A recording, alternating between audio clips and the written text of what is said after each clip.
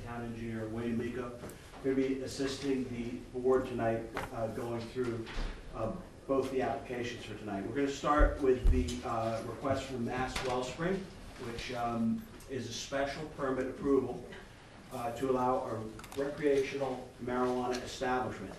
And what the planning board is considering tonight is strictly about the zoning and the site-specific location. This is the criteria that they're going to be considering. And so it's really going to be limited to these particular circumstances. And when we go ahead and turn it over to the applicant's going to make a presentation. I think that's what you want, Mr. Chair. You want the applicant to make his entire presentation. We're going to have Attorney Federoff might have something else to add after this. And then the chair will run the meeting however you think is. We'll hear from town officials. We may hear from Wayne on parking. We may hear from the chief if people have questions. He's graciously here for this discussion this evening, and we'll deliberate amongst the board and also be taking questions, comments from the public. Okay. If we could bring up the Mass Wellspring presentation, second one, please. And the applicant, well, if you're going to present, okay. And then And I would like to emphasize at the outset that, just to underline what Bill said, we're going to be addressing specifically special permit requirements for this site. There are a lot of larger issues that people might want to discuss with this that this is not part of the purview of this board, and that we will not be discussing here tonight. So if we start to get off track, we will be curtailing people's comments if it's not germane to the issue. Thank you. Mr. Chairman, members of the board, thank you for taking the time to review our special permit application. And thank you for allowing us to speak tonight. And let's see. So we seek to obtain a special permit to operate a adult use cannabis dispensary at 412 Nason Street in the Central Business Zoning District in Maynard. And first, my name is Olaf Ingari. I'm involved with Mass Wellspring, and I will tell you a little bit more about the background of Mass Wellspring. We opened a medical dispensary in Acton roughly 6 months ago, and we serve only medical patients in Acton. We're a small local business, and the majority of the founders we have medical experience in the healthcare industry. And we specialize in small batch volume and high quality cannabis products. Everything is cultivated in Acton, upstairs actually. And we have served roughly 100 patients coming from Maynard so far. All our products are tested by independent labs that are certified by the state. And they test for heavy metals, pesticides, mold, yeast, cannabinoid profiles, and terpene profiles as well. And we strive to provide an excellent customer service and also give advice regarding how to responsibly consume cannabis. Roughly 6 months ago, we held our first community outreach meeting in Maynard at 4 Nason Street.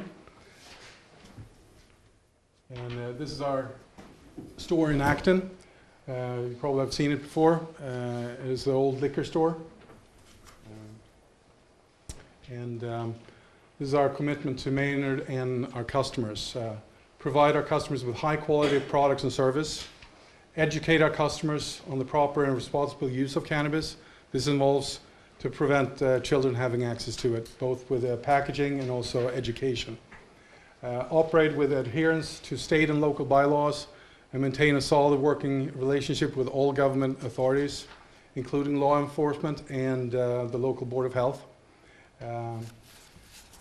Maintain a physical environment and organizational culture where all are treated with respect and compassion and care. We want to be a good neighbor to local residents and businesses by engaging community leaders and citizens groups as a responsible service provider. And we want to maximize the potential economic opportunity for Maynard by growing a great business and maintain a financial strength. So these are the 6 justification statement points. And let me jump into number 1, the social, economic, and community needs. And Maynard voted overwhelmingly, 59-40, for legalization. We provide local and safe cannabis products. We will reduce the black market, and also this will help keep cannabis out of the hands of children. Also in financial incentive for the town will receive 3% of the tax revenue, and in addition 3% an impact fee. Maynard residents will receive a priority consideration for employment. We estimate that we will hire 20 to 30 employees over the next 6 months. We believe that our location will increase the foot traffic to the downtown area and help revitalize the downtown area and reduce the number of empty storefronts. When the first 2 dispensaries opened, it was a total disaster. We all know that. And the rollout was far from perfect. But by the time we open, we believe that will be 30 to 40 other dispensaries open already. So therefore, it's not going to be the pent-up demand. But we will provide directions to parking and provide maps and post it on our website and also on our storefront. There are several parking lots in the area and also on-street parking. We provided a parking spot, vacant parking spot analysis over 7 days, where we recorded the parking spots with basically 200 yards from our location, and no less than 108 parking spots available at any given time. And also the average number of vacant spots was 176. And this is actually the map that we divided the parking spots into parking areas. So the one upper left, that we call that one northwest. The one on Nason in the middle there, that's Nason. And then the one to the right, where it says Memorial Park, we call that center. The one below, we call Main. And then the one lower left, we call that a post. You will see that in the next slide. So this is some of the data. This is divided by time, area, and day. So you can see that we recorded from 10 a.m. till 7 p.m. And we have the average, max, and min. We can come back to these slides, so I don't want to drill down too much of the parking data. This is the sample data for the Saturday. And it shows that the busiest time was at 1 p.m., where 108 parking spots were available. And this is I'm sure that we'll come back to this one a little bit later, but this is basically a table where we list how long the transaction time is and how many point of sales we would have, and also the time it would take for the customer to walk from the parking spot to our store and then back. So all the way to the left where it says 1, 2, 3, 4, 5, 10, 20, 25, that's the one-way walking time from the parking lot to our facility, and then add that to when they're going back to the car. But I'm sure the parking is going to be very important, so we will probably come back to this one later on. In Acton, our average transaction time is roughly 2 to 3 minutes for existing patients, and for new patients 5 to 7 minutes. And in a medical dispensary, all transactions need to be recorded in a separate database that will add extra time. So in the adult use market, that does not exist. So we propose that 5-minute blocks and 6 customers per block.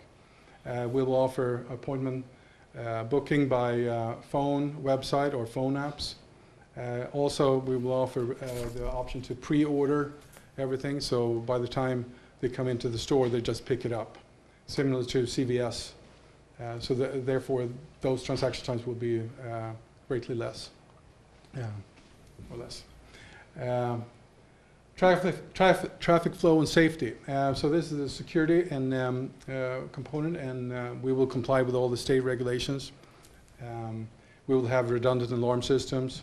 We will have surveillance systems, cameras in the back, all areas inside, in the front.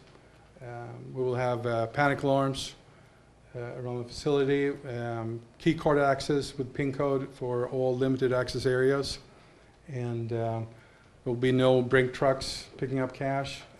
Cash pickups are made by civilian people, just like anyone in this room. It could be male, female, young, old, different every time. And the majority of our transactions are actually debit cards and can pay right now. So it's the cash handling is not really an issue. So what you read in the newspapers is not really true, actually. And also we will randomize the deliveries. And a closer relationship with the Maynard PD is essential, and I'm sure that we will work together to come up with a security plan that ensures the safety of our employees, customers, and the neighborhood. And I have to say that in Acton, we have a very good relationship with Acton PD, and I believe that we will have a very good relationship here in Maynard. Regarding utilities and public service, we just will be a retail store, typical to any other store in Maynard.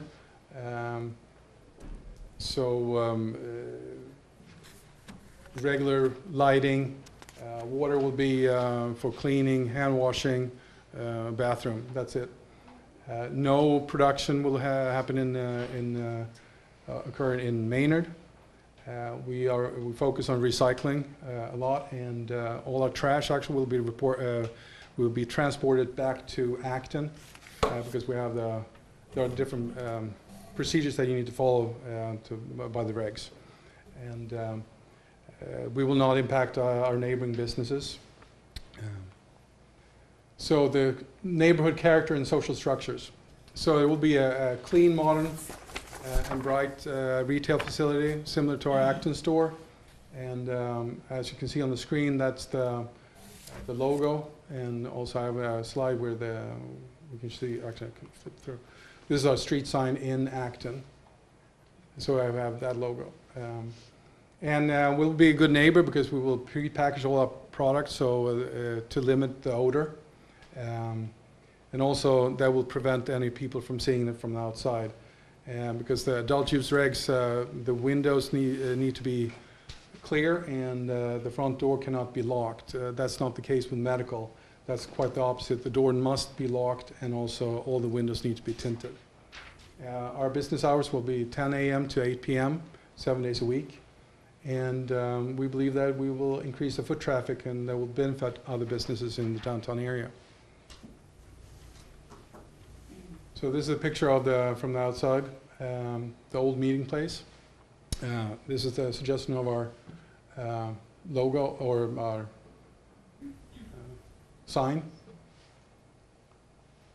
This is a photo of the backside of the property right now. It's actually the door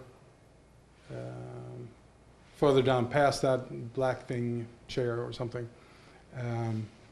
Not much to see there.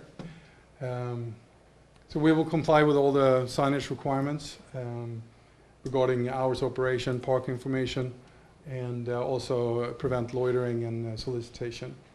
We will have a waiting area, so when a customer walks in, they will be checked for ID, and the regulation says that upon entry, we need to check that everyone is 21 or older. And we have a small area that we will collect, almost like a man trap, before they're letting into the retail area. That will prevent congregation outside the store on the sidewalk. So once they're inside, their ID will be checked, and if there's an issue with the ID, we will be contacting the Maynard PD. And once they're inside, they will be served by professional and trained bud tenders. Number 5, natural environment. So we really focus on recycling, so I think that that's very important, and we'll try to recycle as much as possible. Minimal water use, usage because, like I said, it's just bathroom cleaning and hand washing. Financial impact. So we will hire local residents. We'll drive more foot traffic down to the downtown business, and also tax revenue for the town. Here's some extra points that, like I touched before, that it will be a touch of modern Scandinavian. I'm not sure if you can pick up, but you know, I'm from Sweden, so Scandinavian theme there. But actually, I'm not very artistic, so actually, it's my wife. So there will be no new impervious surfaces added to the site, and we will improve the functioning of the downtown area by providing pedestrians and customers an operational retail cannabis store. And also, this is something that we feel strongly about, that we plan to showcase local artists' work, and it will enhance Maynard's image, that is the one that's value artists and the artistic community. So this is actually a picture of our store in Acton. We actually do have some artwork from local artists. That painting is made by someone in Concord, and we also have a lot more that you don't see in this photo. And then, I know this is hard to read, but this is the staff recommendation. Do you have that in front of you, or? It's in your staff report in the on page starting on page 4 of your staff report. Staff recommendations. Should I go just go over where we have some concern or disagree? Because the first three we have no objection. Number 4 is regarding the time slots and how many transaction time, and also how many point of sales we can have at any time. So do you want to go through these one at a time? Yeah, why don't we, well, I don't want to get to the, I don't think we should get to the recommendations yet. I think we're still sort of gathering information. I think that's putting the cart before the horse. Mr. Chair, if I may, the only reason I added those in the staff report was for hopefully addressing any concerns before. Yes, yeah, I just feel like we haven't had the, we haven't finished sort of gathering the information. Understood. So why don't you skip ahead if you have. Yeah, so I'm almost done. So basically, the only options is number that we have concerns about or comments.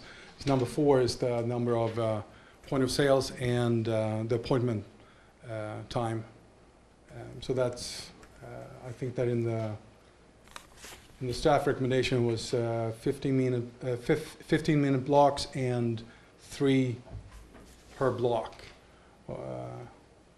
3 customers per block. So we would like to see 5-minute appointments and 6 blocks.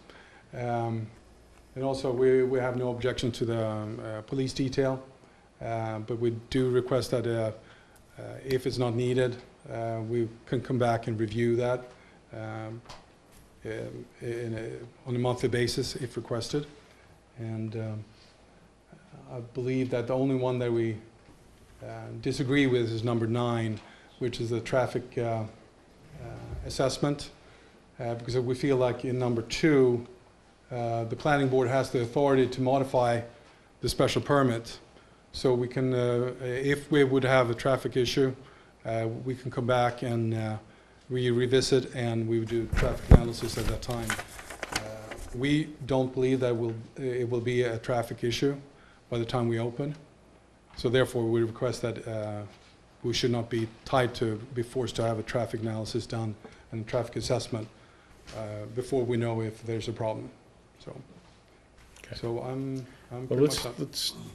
I just want to dig in a little bit to make sure I understand where these 3 sort of points of contention. So let's take the first one, which is number 4 in our handout, Bill. What's the genesis of that recommendation? I'm sorry, recommendation number 4, Yeah, 15-minute blocks. yeah, where does that come from? The consensus from several of the surrounding municipalities was that was a good way to ease into the traffic and handling traffic and seeing what the actual impacts were of the traffic. So by having it with appointment only, it should minimize the, any negative impacts from excessive traffic in there. All of these, as the condition number 1 states, would be reviewed in 60 days to see if we're on target with these, or if they needed to be tightened or loosened. But that was just a formula that people have been working with, 15-minute blocks. Okay. And it was based on the applicant's estimated time of how long a customer would be in there. Okay. And the police detail, was that, Police again, something that's other municipalities, or is that something the chief suggested? or- Yes, yes, yeah, there were several concerns that, and the police chief is here, and he can weigh in as well, but my concern as town planner, first of all, was on any really unintended congestion on Mason Street or coming off of Main Street where there was discharge of. So these really are all around traffic, Yeah. essentially, okay, Yes. all right. And I didn't, we had concern that if there was impact, that the town would not be burdened by the cost of additional police details or what have you. Absolutely. That was a concern. Okay. All right, I think I have an understanding of that then. May I make a comment regarding the appointments? So in this chart, you actually can see that the 15-minute block and 3 point of sales is marked in red. That will basically, and if you look all the way to the left where it says 5 on the lower red, that means that we would require 5 parking spots in that scenario. And if you go to our request, or what we think is fair, if you look at the green, which is 5-minute transaction time and 6 point of sales, that would require 18 parking spots that would be occupied. And assuming that 5-minute walking to the dispensary and then 5 minutes back. So each person would occupy that parking spot for 15 minutes. In reality, the transaction time will probably, on average, be a lot less, because with the pre-order and once people know what they buy, they typically know what they want and they get it, and they're in and out very quickly. That's our experience in Acton. Regarding police detail, we don't disagree. I think it's a good idea. So just that in case in the future. Understood. No, I was just trying to understand the genesis of the thinking around it, that's all. Wayne, can we just turn to you in terms of any commentary you have around either the applicant's traffic assumptions or what we've learned from other dispensaries in the state thus far in terms of traffic? Do you have any insight? I know this is early days for all of this, and there's not a lot of data probably, but do you have anything you'd like to add? Sure, Mr. Chairman, thank you. I did provide some comments back to Bill when the application was first circulated, and they've been incorporated into some of these recommended conditions of the board. Relative to traffic, I guess I'd like to make a comment. I know the applicant is not in favor of my recommendation to provide 3 follow-up traffic assessments, and let me just be clear, a traffic assessment is not a traffic study, okay? So it's not like 3 traffic studies times, 1 traffic study times 3. Traffic assessment is a much more minimal approach, a review of the conditions and so forth to see how things are going and recommending any solutions. We haven't, because there's no physical parking for this facility, we haven't recommended that a traffic study be done up front right now. He has presented a lot of information up there for us to digest, but we haven't had a professional go through and vet that at this time. I felt that a follow-up, 3 follow-ups was reasonable, given the fact that we're not making him do it up front.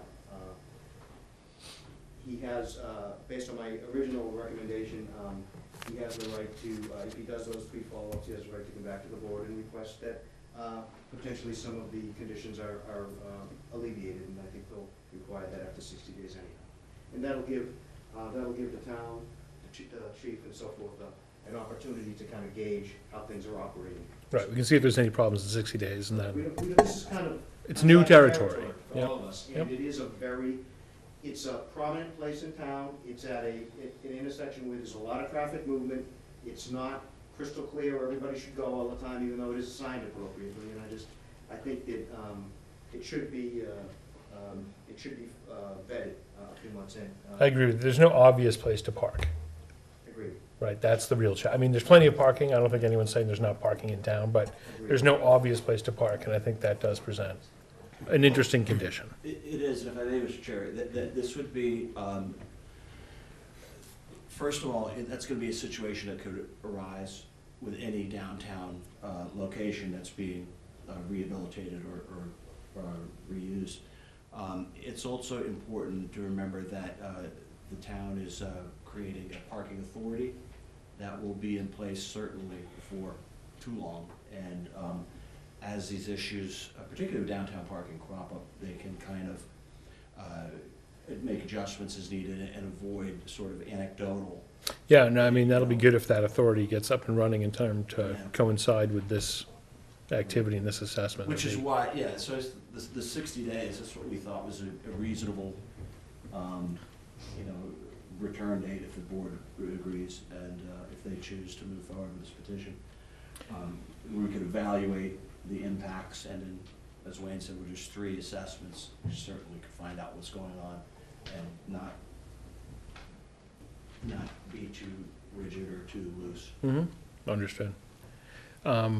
Just a question for you, sir. With this suggestion around the block, the 15-minute blocks and 3 customers per block, I understand your ask is different, and we'll get to that, but I just want, for my understanding, is the recommendation workable, or is that something that would cause you to say, well, that doesn't sort of support enough business for this to be viable? Well, it would be a lot of empty. Understood. No, I'm not trying to sort of get it all the way out. I'm just trying to say, is that beneath the threshold of viability for the business? Well, first of all, we don't know how the customers will react to appointments only, right? It seemed to be working well in, when Salem was open and Nada and so on. Nada just opened like 2 days ago or last Saturday. And it seems like the pre-order works very well. And then the customers are in and out very quickly versus standing in line and they need to pick. So it's hard to tell how the customers are going to react. But I think that if we can start with this, absolutely. And but if we can have a chance to reevaluate it. Well, I think that's built into it already. So, I mean, okay, I just thank you for that. That gives me understanding.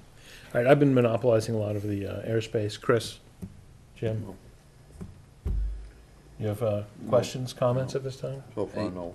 I have if we could just bring some clarification to when we talk about traffic. We're talking primarily vehicle traffic for the most part? I am. You are, yes, yeah, I'm sure you are. We addressed pedestrian in there as well because there was concerns about the sidewalks being obstructed. Mhm. Of course, people can use the sidewalks, but Of we course. didn't want to have it Right.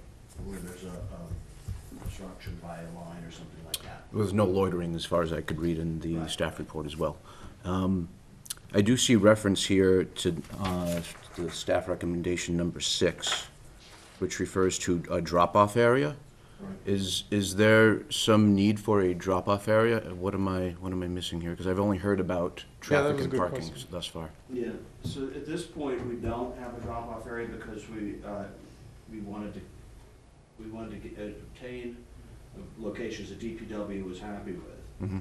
But we're not sure if it was to leave the possibility open if it is a problem, then we would What- designate an area. The idea would be so people are not dropped off on Mason Street or Main Street. So this would be private vehicles dropping off someone?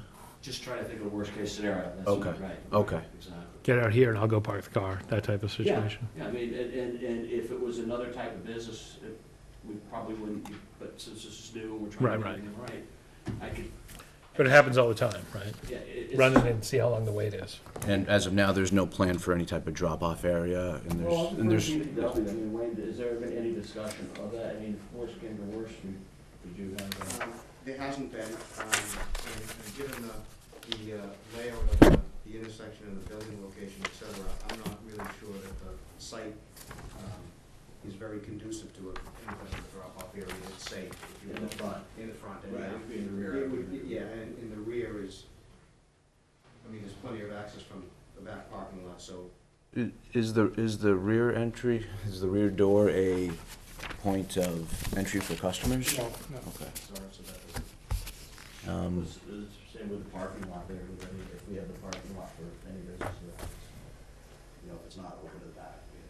I mean, I don't think that a dedicated spot, whether it be parking or drop-off, is conducive with the overall character of the parking plan for downtown in general. We've had this discussion for Yeah, other sites. and it's in the staff report just as a contingency measure, it sounds like. It's Okay. really food for thought. These are just draft conditions and things that I wanted the board to kind of, or just discussions between council, the town engineer, myself. Is there any plans for your business to provide some drop-off service at all? You mean pickup or well, we have the active Anything that would facility that they require- could park and. In your we could have application, shuttle you bus. talk about Exactly. shuttle. Yeah, so if From- needed, So that's that sounds something like drop-off. Yeah, so we could provide a shuttle bus from Acton. But also I want to just touch on, this assumes that all the customers are using cars. Mhm. That's probably not be the case, right? People in Maynard, they will walk there or bike there. So that is not included in, because it's very tied into the parking spots and traffic. So I just wanted to throw it out there. So in your application, you have, under point 2, you say free shuttle service from our Acton location, 18 Pellerville Road, where there's ample parking. So that would imply that there needs to be some spot where that shuttle would drop people off. To drop off. We were planning to do it in the central, let me see.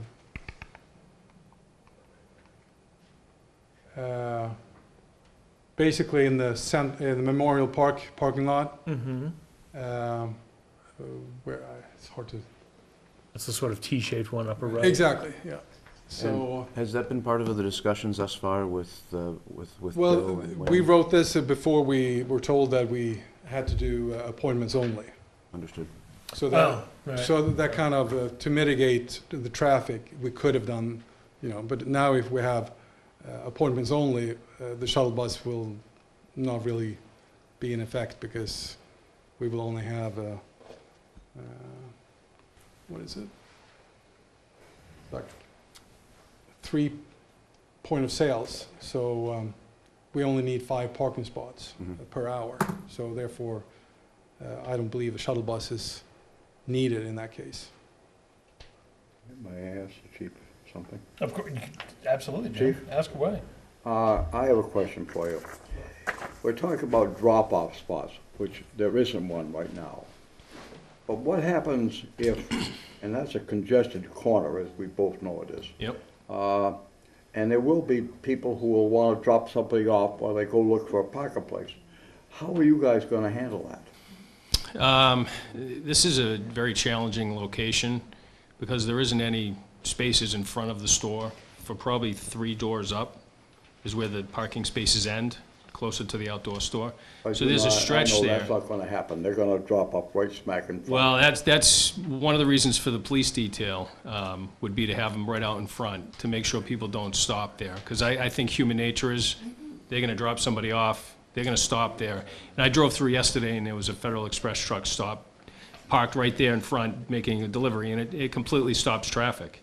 I mean, it's very difficult to get by, so So the detail will, excuse me for interrupting, but will the detail be outside the store?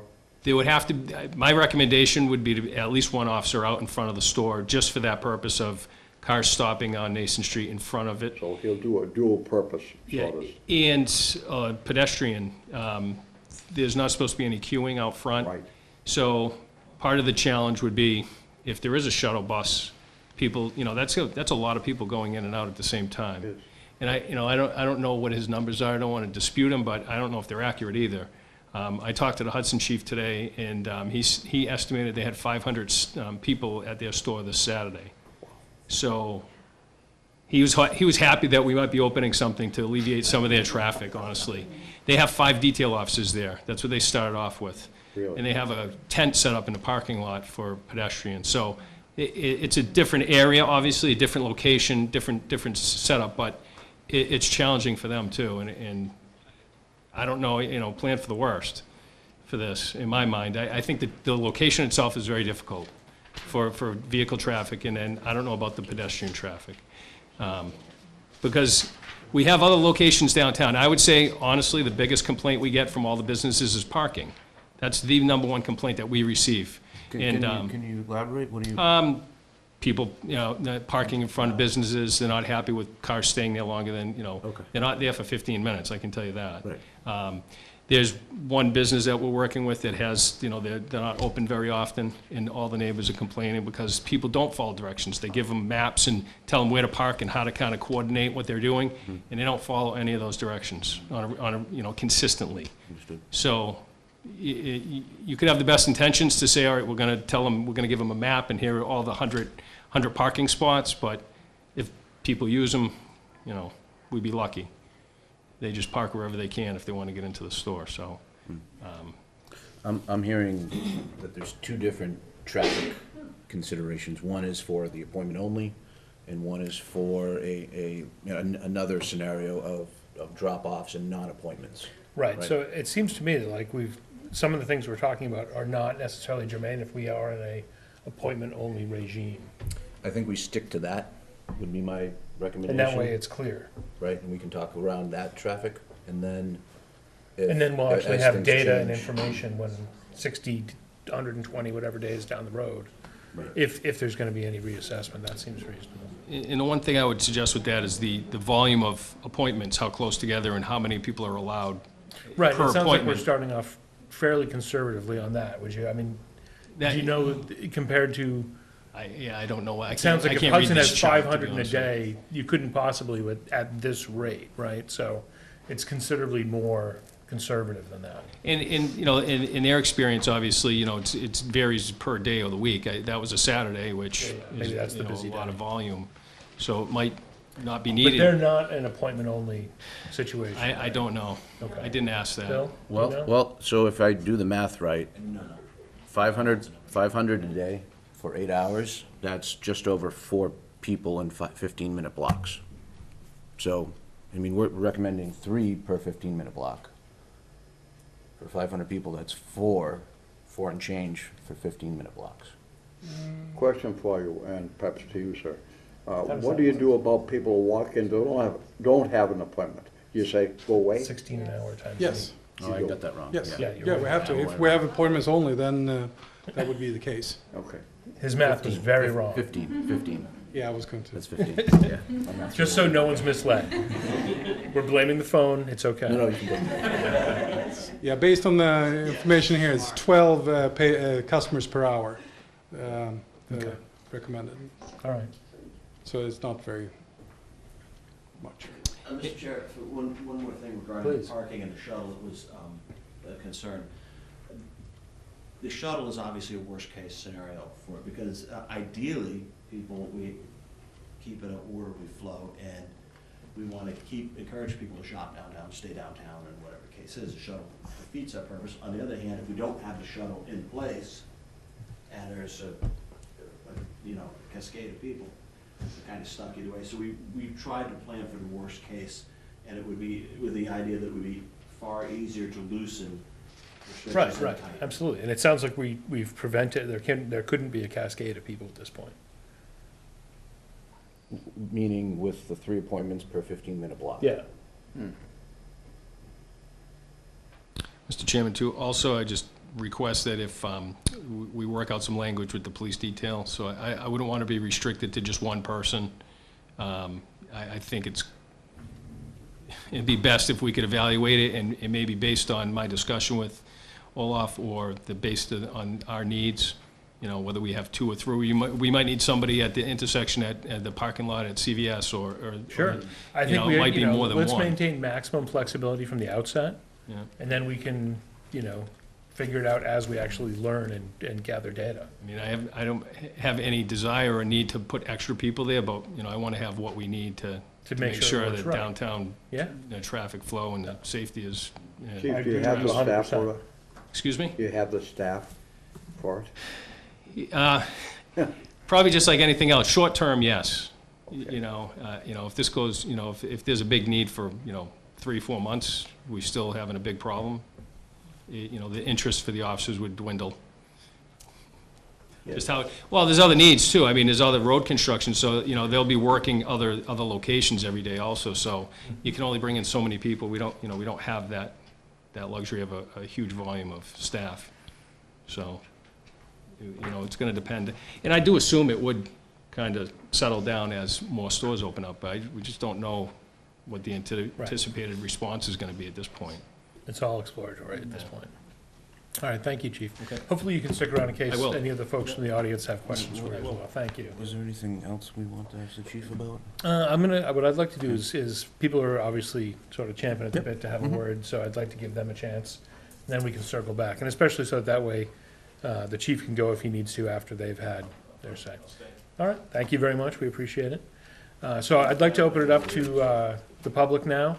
I see your hand, but Linda had her hand up before, so I'm gonna, I was just gonna ask you to repeat what you said, because Oh. I couldn't hear you, so. I'm sorry, Linda. You were discussing, something about going with this plan, and I wasn't clear what you, I'm sorry, I think what I was probably saying was that if we're going with the plan of appointment only, it obviates some of the other traffic mitigating strategies like the bus that were mentioned.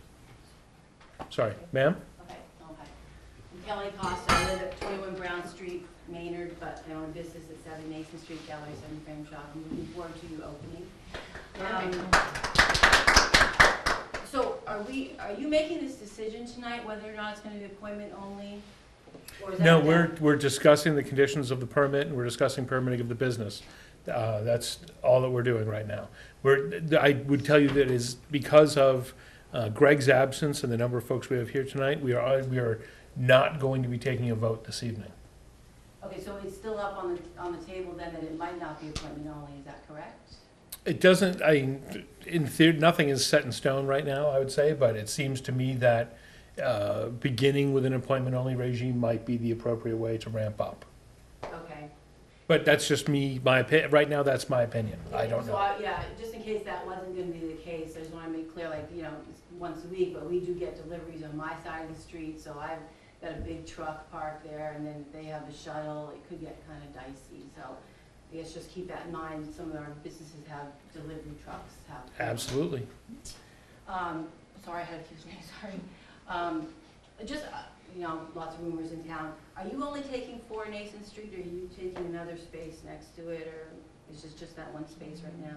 Right now, it's only 4 Nason Street. Just Correct. take that one space, okay. And then the only thing I do kindly request that you make sure your staff not park on Nason or Main Street. It may sound silly, but I've been there 10 years, and I deal with a lot of business owners and their staff parking in front of my store all day. So I just request that you make sure that your staff parks behind or off the street. Absolutely, yes. Okay, thank you. That's something we could actually condition. That's good. So, thank you. I believe you're next, ma'am. Thank you. Ellen Duggan on Park Street.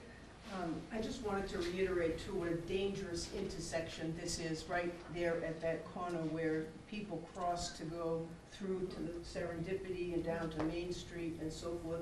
And maybe one population we haven't considered is the disabled, who can't walk from the places behind CVS and who can't walk from down Main Street. They may be in a wheelchair, they may be on a walker, they might be on a cane. Where are they gonna be dropped off? They've got to be close enough to get to that building, otherwise it's not good for anyone who's disabled. So that's an issue I think that I haven't heard addressed here tonight, because people, someone said human nature being what it is. You can put the best laid plans of mice and men, and they're gonna stop right there, and they're gonna run in, and you're gonna create a bottleneck there. If the fire department comes through there, we've all seen them come roaring down Nason Street to get up Main Street, and if they can't get through there, we've got an issue. So I think the issue of handicap is an issue, and I think that's going to be a bottleneck right there. I think people, you tell them they're not going to, but they are gonna stop right there and run in. I got an appointment, I'll grab my product, then I'm out of here. And I think that's going to be an issue, so I think it needs to be addressed up front, especially the disabled population. The other thing, and I don't know whether this is under your jurisdiction, but it comes under security, is that this facility in Acton was closed for multiple weeks, and I would like to know what lessons were learned by that will be applied in Maynard, so that it doesn't happen here. Thank you. May I address that? Certainly. All right. Yeah, so it's true that we were shut down for almost a month, or roughly a month. And there were several violations, and we had one sanitation violation, and that was we left an ice cream cake in an empty freezer. Our labels were not in compliance with the new regs. When we opened, the regulator was DPH, and they made us put a label on where it said something to the effect, not all labs in Massachusetts can test for all pesticides. Now with the new regulator, CCC, they changed that in the new regulation, and we were forced to remove that sentence. So therefore, we had to remove and relabel all our products. That was one violation, and that's why basically why we were shut down, because they were not happy with that statement. Also, we had we compost all our waste, and we didn't grind the waste before it went into the composter, so now we do. The neighbor's fence was broken, it had a hole in it. It was not part of our structure, so that was a security violation. It was not even our fence, and but the fence is fixed. What else? That was pretty much the highlights. Yeah, so they stated that we did not have perimeter alarm, which is not accurate. We have multiple alarm systems.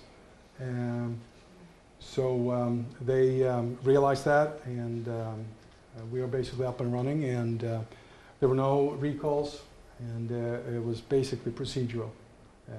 So I was planning to share the actual report, but I'm not sure if that is a good idea. But anyway, so those were the violations. So. Yes, you were next. My name's Allie. I live in Oak Ridge. I am a medical patient. I go to that dispensary in Acton. I also go to the dispensary in Hudson, and I would like to say that the no appointment and the drop-off is ridiculous. I think, especially in Hudson, they do not make appointments. They just get a bunch of people as much as they can in a van, they drop them off there, and they stand outside. And I tell you this, the appointment's a great idea. It's going to increase flow downtown. If they need to make an appointment and they don't have an appointment, it's going to bring revenue into your businesses. They're going to be hanging out downtown, going to bars, drinking, having fun with their friends. Yeah, I'm young, I get it, I know. It's like the first stereotypical person you're going to have standing up, definitely approving for this. But, you know, I have heard from multiple people that from around town, they like having this. I work at CVS Pharmacy as well, and we have people come in asking if we can help them find CBD products, help them find marijuana products. So I think it'll really help and benefit. In reference to the parking situation, I don't know where you go in Maynard and there isn't a parking situation. You can go to CVS, you can go down to the mill, you can go anywhere in Maynard and you will find a parking situation. It doesn't matter where you go. Nason Street is a bottleneck, 110%. You have Pepsi trucks, you have Cisco trucks, you have other delivery trucks, you have crazy people who have no idea where they are, and it creates a mess down there. And I can't help you with a solution with that, so. But there's handicap spots right before that spot. Is one. One, yeah. And I don't know if it's a possibility that maybe the spot behind it or a similar kind of spot could be utilized for people who need to be dropped off, for people who can't get around, people in wheelchairs, people who need the help, Uber, Lyft, etc. But, okay, that's all. Thank you. Sir, did you raise your hand? Yeah. Hi, my name is Richard Voss. I live on Elmwood Street here.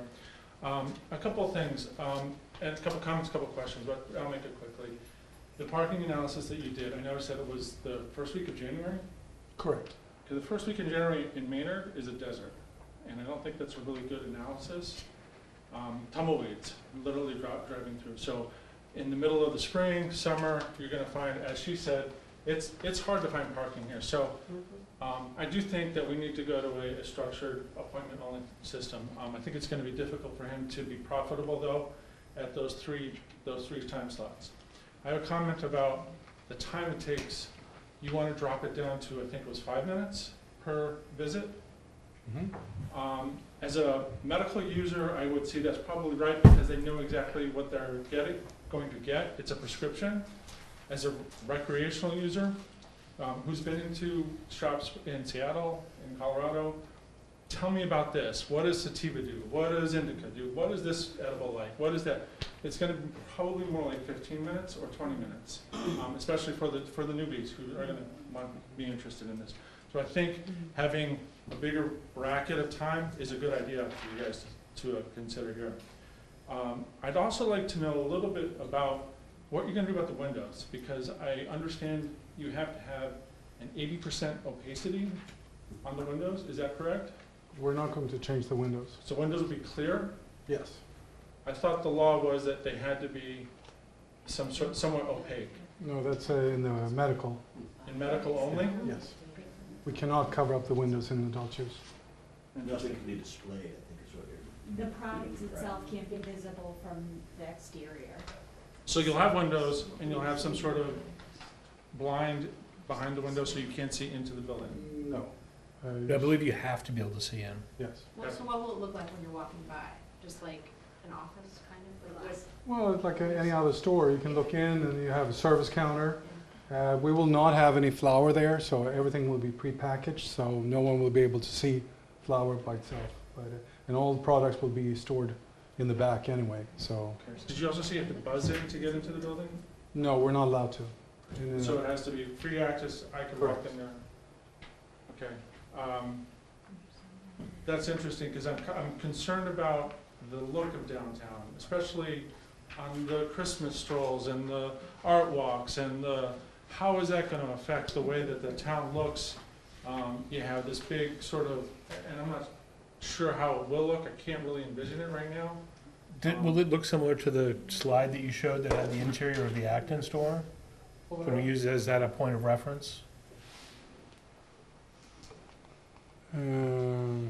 Actually, it was.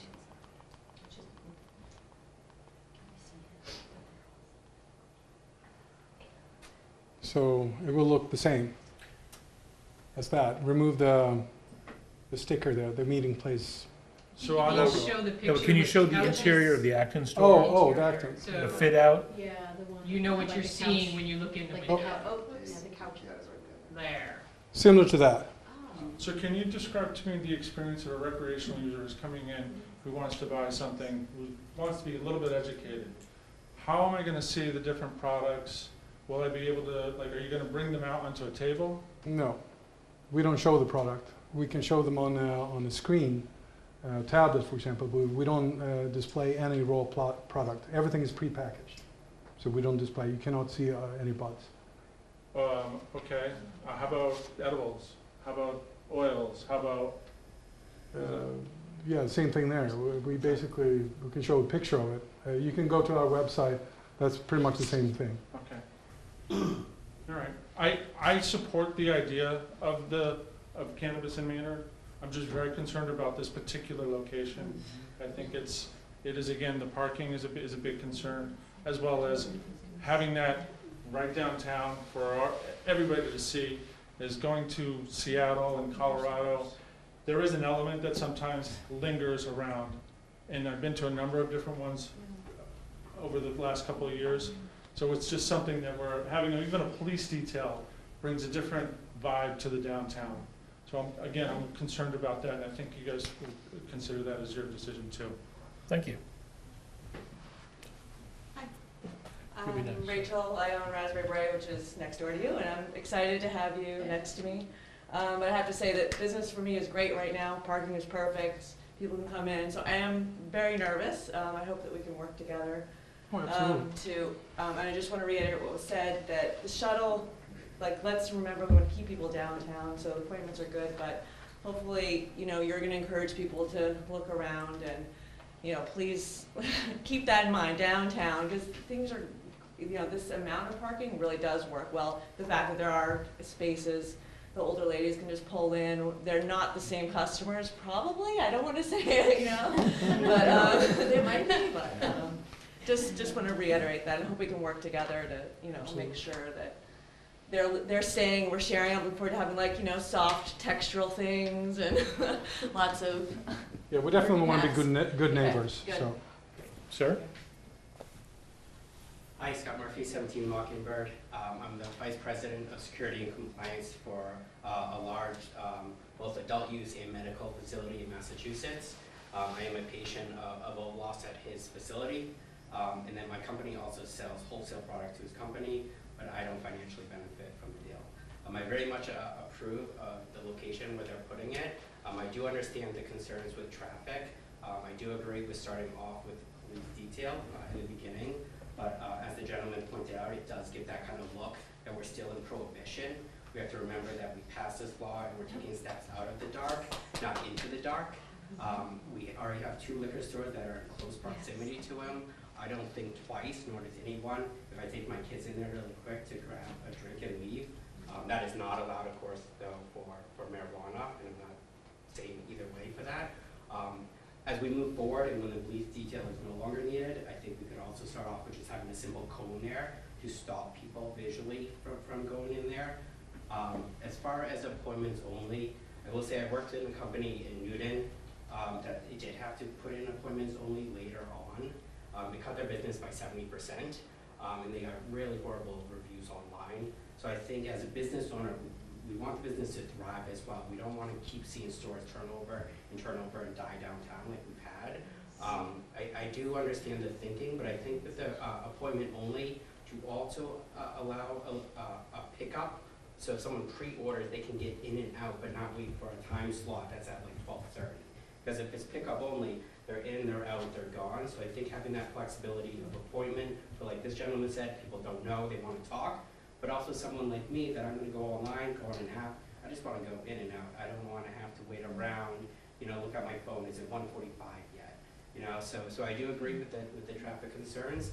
I've gone through a lot of special permit processes in Cambridge and Somerville for marijuana. They were a lot more robust, but traffic is always the top concern, and I do agree. But I do think allowing him the flexibility to do a pre-pickup on top of the appointment only could also be kind of a good middle ground. That way he can still have the numbers that he needs to stay viable, but we can also have concerns about traffic.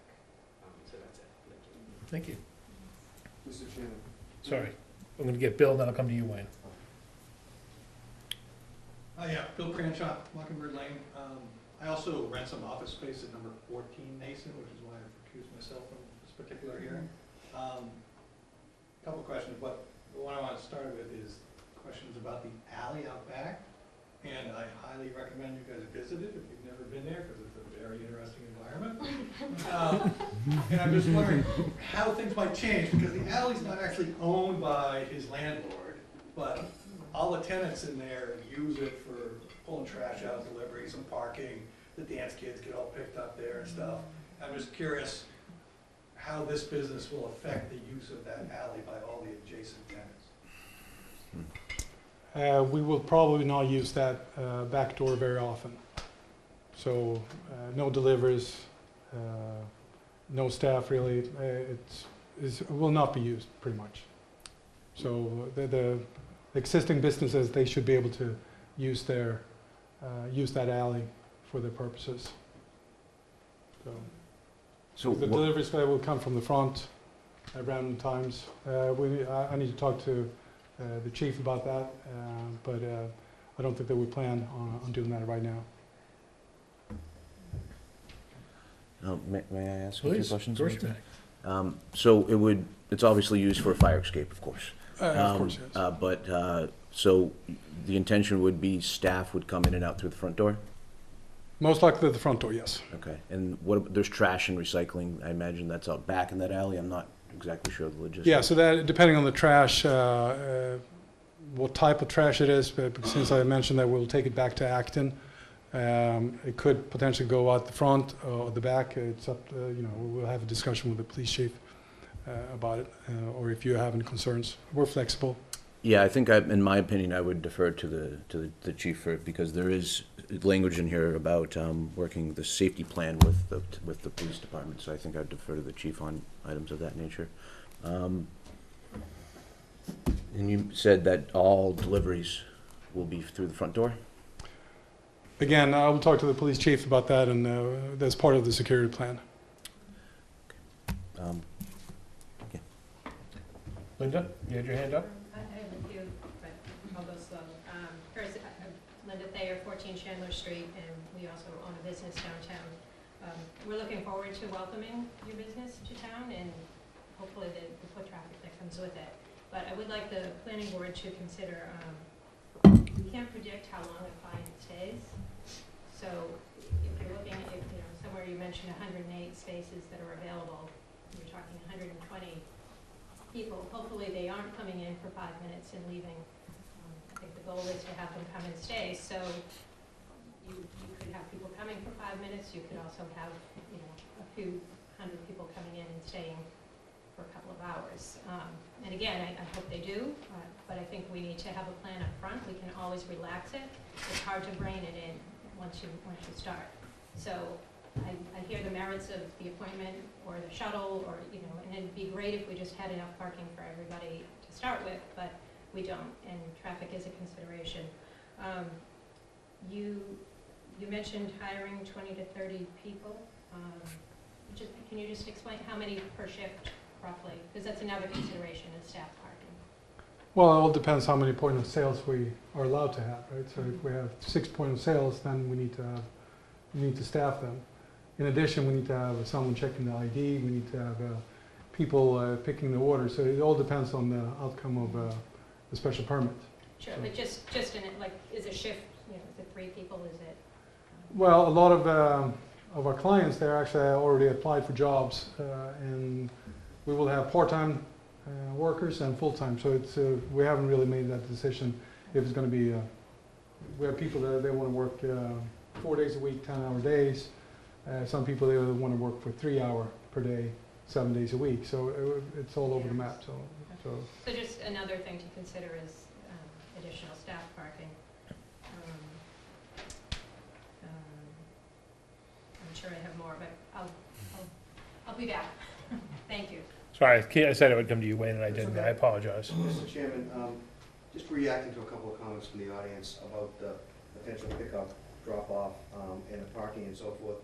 This is not, well, it's coming through the planning board. There's no site plan because there's no improvements outside, right? I'm looking at an image of the facility and the surrounding area.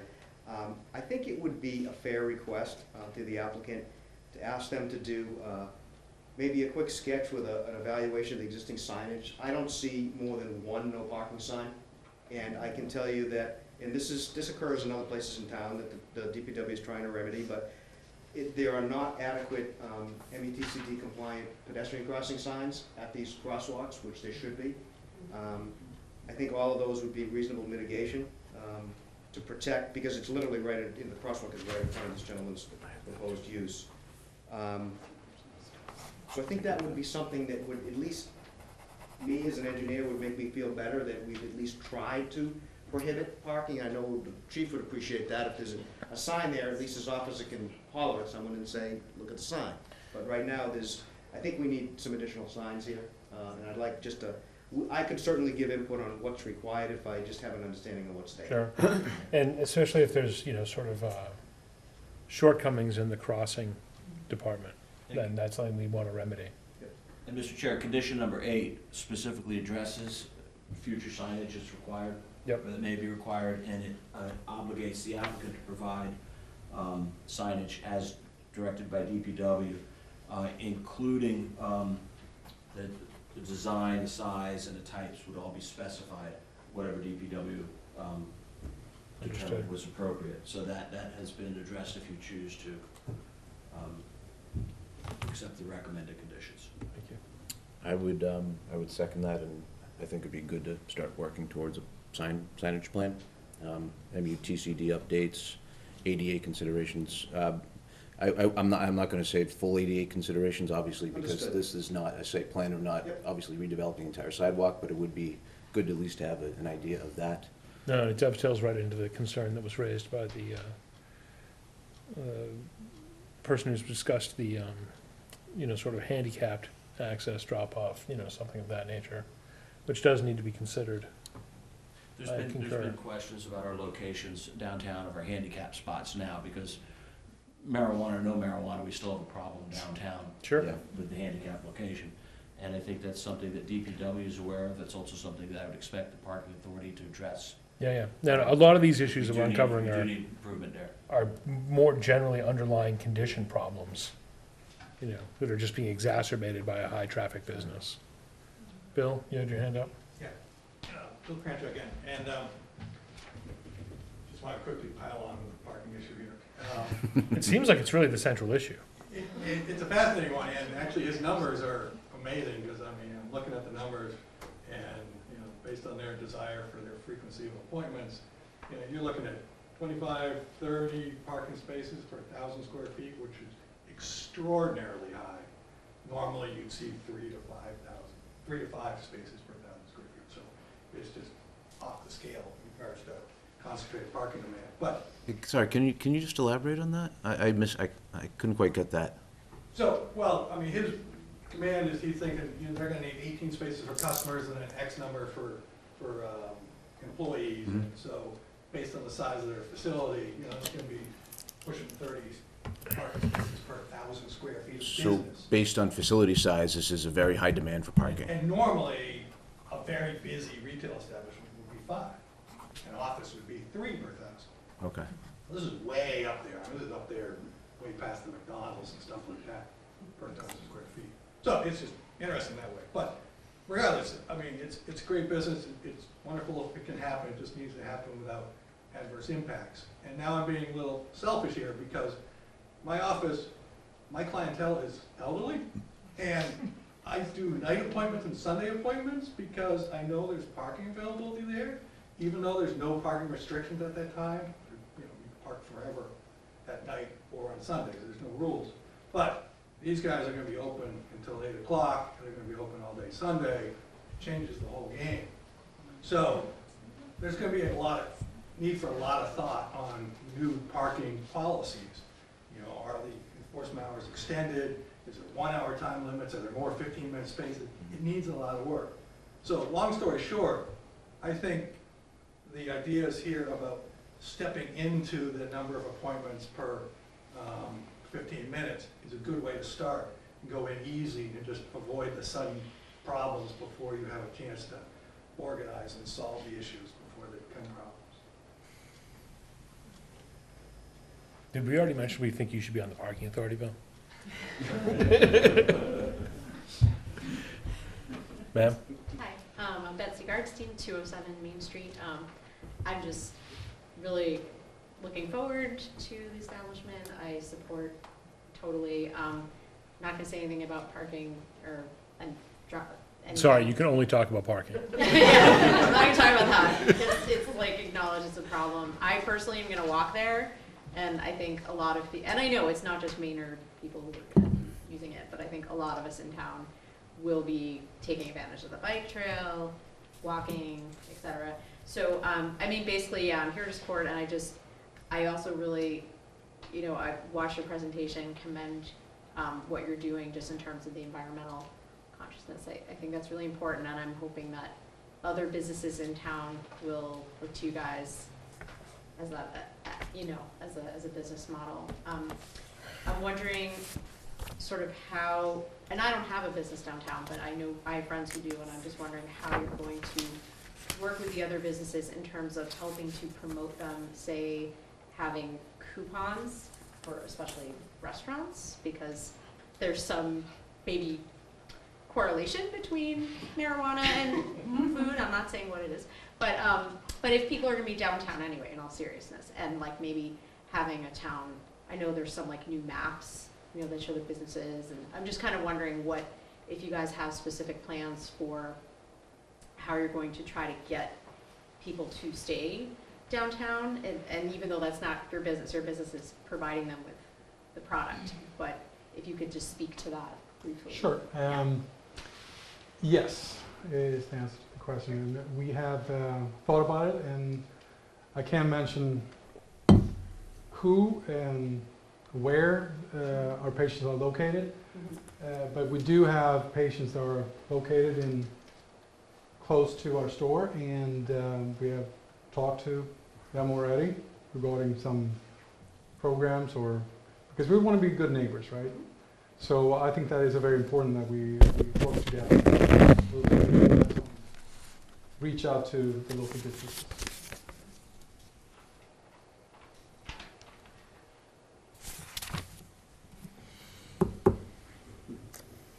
Hi, I'm Judy Burgess, 18 North Street. I'm glad to hear this presentation. I've had major concerns, not about marijuana, don't jump on me, but the location, really. That is location highly pedestrian. There's the, whatever you call that triangle there where people sit and kids go rock hunting and past that store. It's been wonderful, and it's a really good community feeling. I don't see this as an advantage to that. I'm concerned. Tim? Thanks, Andrew. Tim Hess, Main Street. I would just encourage Olaf to be consistent with that last comment. Join the Maynard Business Alliance and participate in the ongoing and upcoming Shop Local campaigns. The infrastructure's already there. Just plug yourself in and be a participant. Thanks, Tim. Yep. Sorry, I just wanted to say on the behalf of the show, the vision of the town. I grew up in Rhode Island, and we have a very oldsy kind of town where we do holiday strolls, and they have antique shops, and it's cute and rustic, and it's beautiful, and you guys do the same thing here. I know it's a big concern for people with families. I know it's a big concern for people who just don't like it. But I think personally, if we open up kind of a communication with these people who are fighting back with us and just kind of see, what are your concerns? I think it's good for children to learn, just like they say in gun violence, if you know about a gun and you know how to treat it correctly, you won't go out and just play with it. So I think it kind of goes with the same aspect. If you treat something with respect and you learn about it and you're open with it, I think it opens up a communication where people can really understand it a lot better. So I know it's touchy right now with how it looks on everything, but I think it'll bring a lot of business in, and more people will come to the holiday store, more people will come to our little festivals we have, and bring in more business, I think. Thank you. All right. We've been talking with this for an hour and 15 minutes now. Oh, sorry, can I just ask one? Oh, please. I'm not trying to cut off anybody. So somebody, I'm not sure if it was Wayne, brought up, or someone suggested possibly having a no parking or no stopping sign, and you were talking about in front of his shop, correct? Possibly? Probably everywhere that parking is not allowed. Okay. Through that whole area. That's just a concern for me, because then I'm afraid you're gonna do it over where I am, where Serendipity is, because my delivery trucks come there, so where does that leave me? If you have no stopping or no parking signage. And also, I own a frame shop, and sometimes I've got customers who've got big frame jobs or whatever, and they have to park all the way down the street, so I tell them to double park in front of my shop, and I'll bring the work out to them. So that's affecting my business. So my only concern is, if you're gonna put it on one side and on my side too.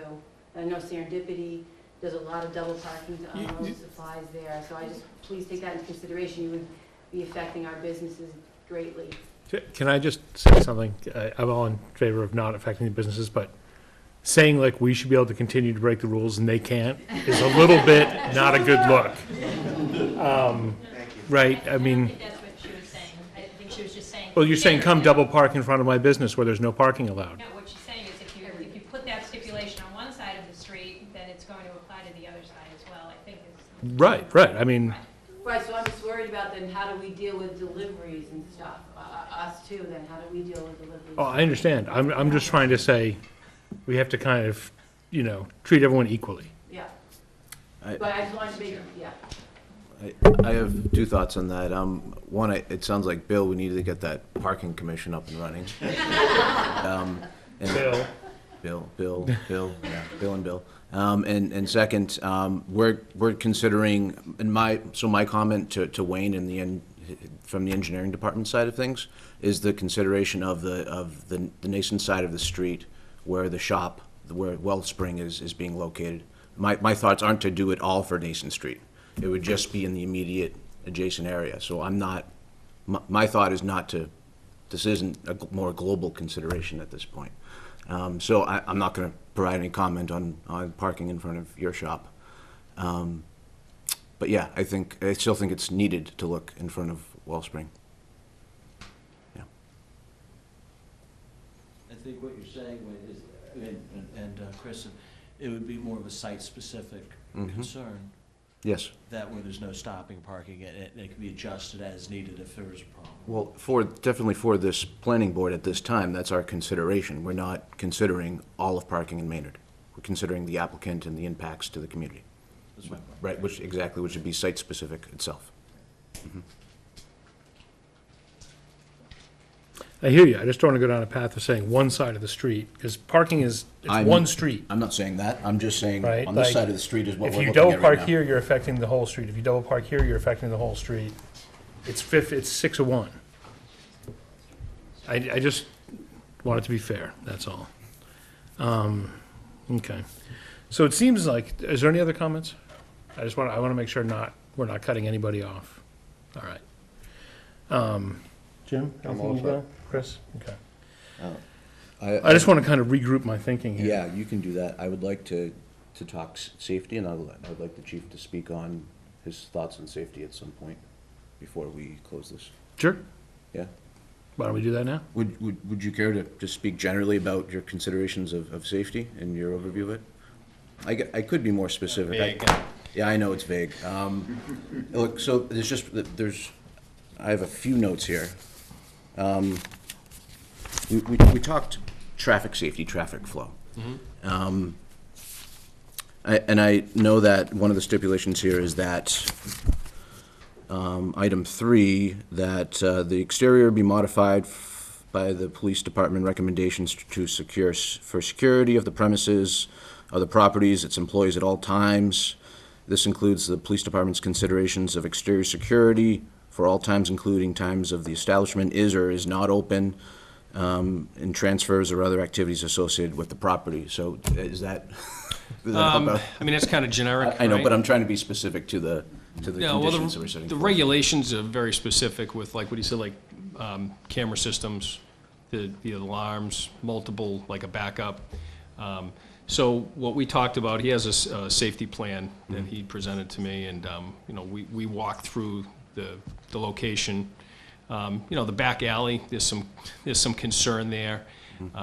Specifically in that regard, I would like visibility from like one of the officers driving by, at 2 in the morning, to be able to see the back doors. It's not so clear right now, so there needs to be some cleanup in that regard, some overhead lighting. He's got to put a video camera out there. So there's things that we talked about that we would like to address. But I think that we're in agreement with that, and under his overall security plan, that's something we can work out kind of as we get closer to him actually moving in there and operating it. Understood. Bill, is there anything we need to stipulate on that front, or is it in the department's control? Accurate, right? And do we just leave it as such? I'll have to confer with the chief exactly what's going to be under the security plan and what we want to memorialize in any decision if the board decides to make that. We can certainly, we can tailor each of these potential conditions to encapsulate what the chief is talking about, but he probably has a lot more security plan that would be appropriate for this board. I agree with that, and I don't really have a way of navigating what would be appropriate to stipulate in this, for this proposal, but if there is anything that needs to be stipulated, I wouldn't mind hearing about it as time goes on. My only thought would be the exterior would be the back alley area, and I don't know if he has control over that versus the landlord, but I think more adequate lighting, and then, like cleaning it up, the better visibility. It's kind of, the view is blocked, so if, say, a police car's driving by in the middle of the night, they're not going to be able to see back there. And that would be one of the things that I would like to improve on. Okay. versus them getting out and having to walk over and make sure there's nothing going on in the back. In the front, I don't think there's really much we can do in the front. It's fine. The front, yeah. Yeah. Okay. Well, as we go on, I would be interested if there's any stipulations that would be recommended. Okay. Okay, well, as I said, we're not going to be voting on this issue tonight. We've known that from the start. It sounds like we have a couple of takeaways, things that need to be done.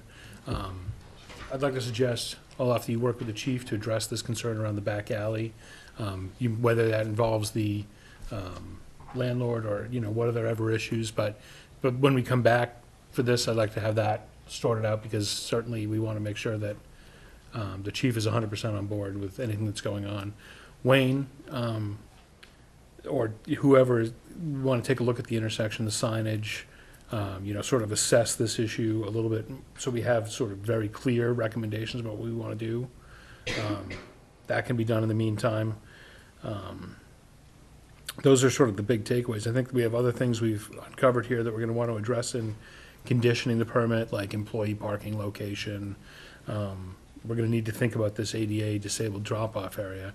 So if you could put some thought into that too before you come back, I'd really appreciate it.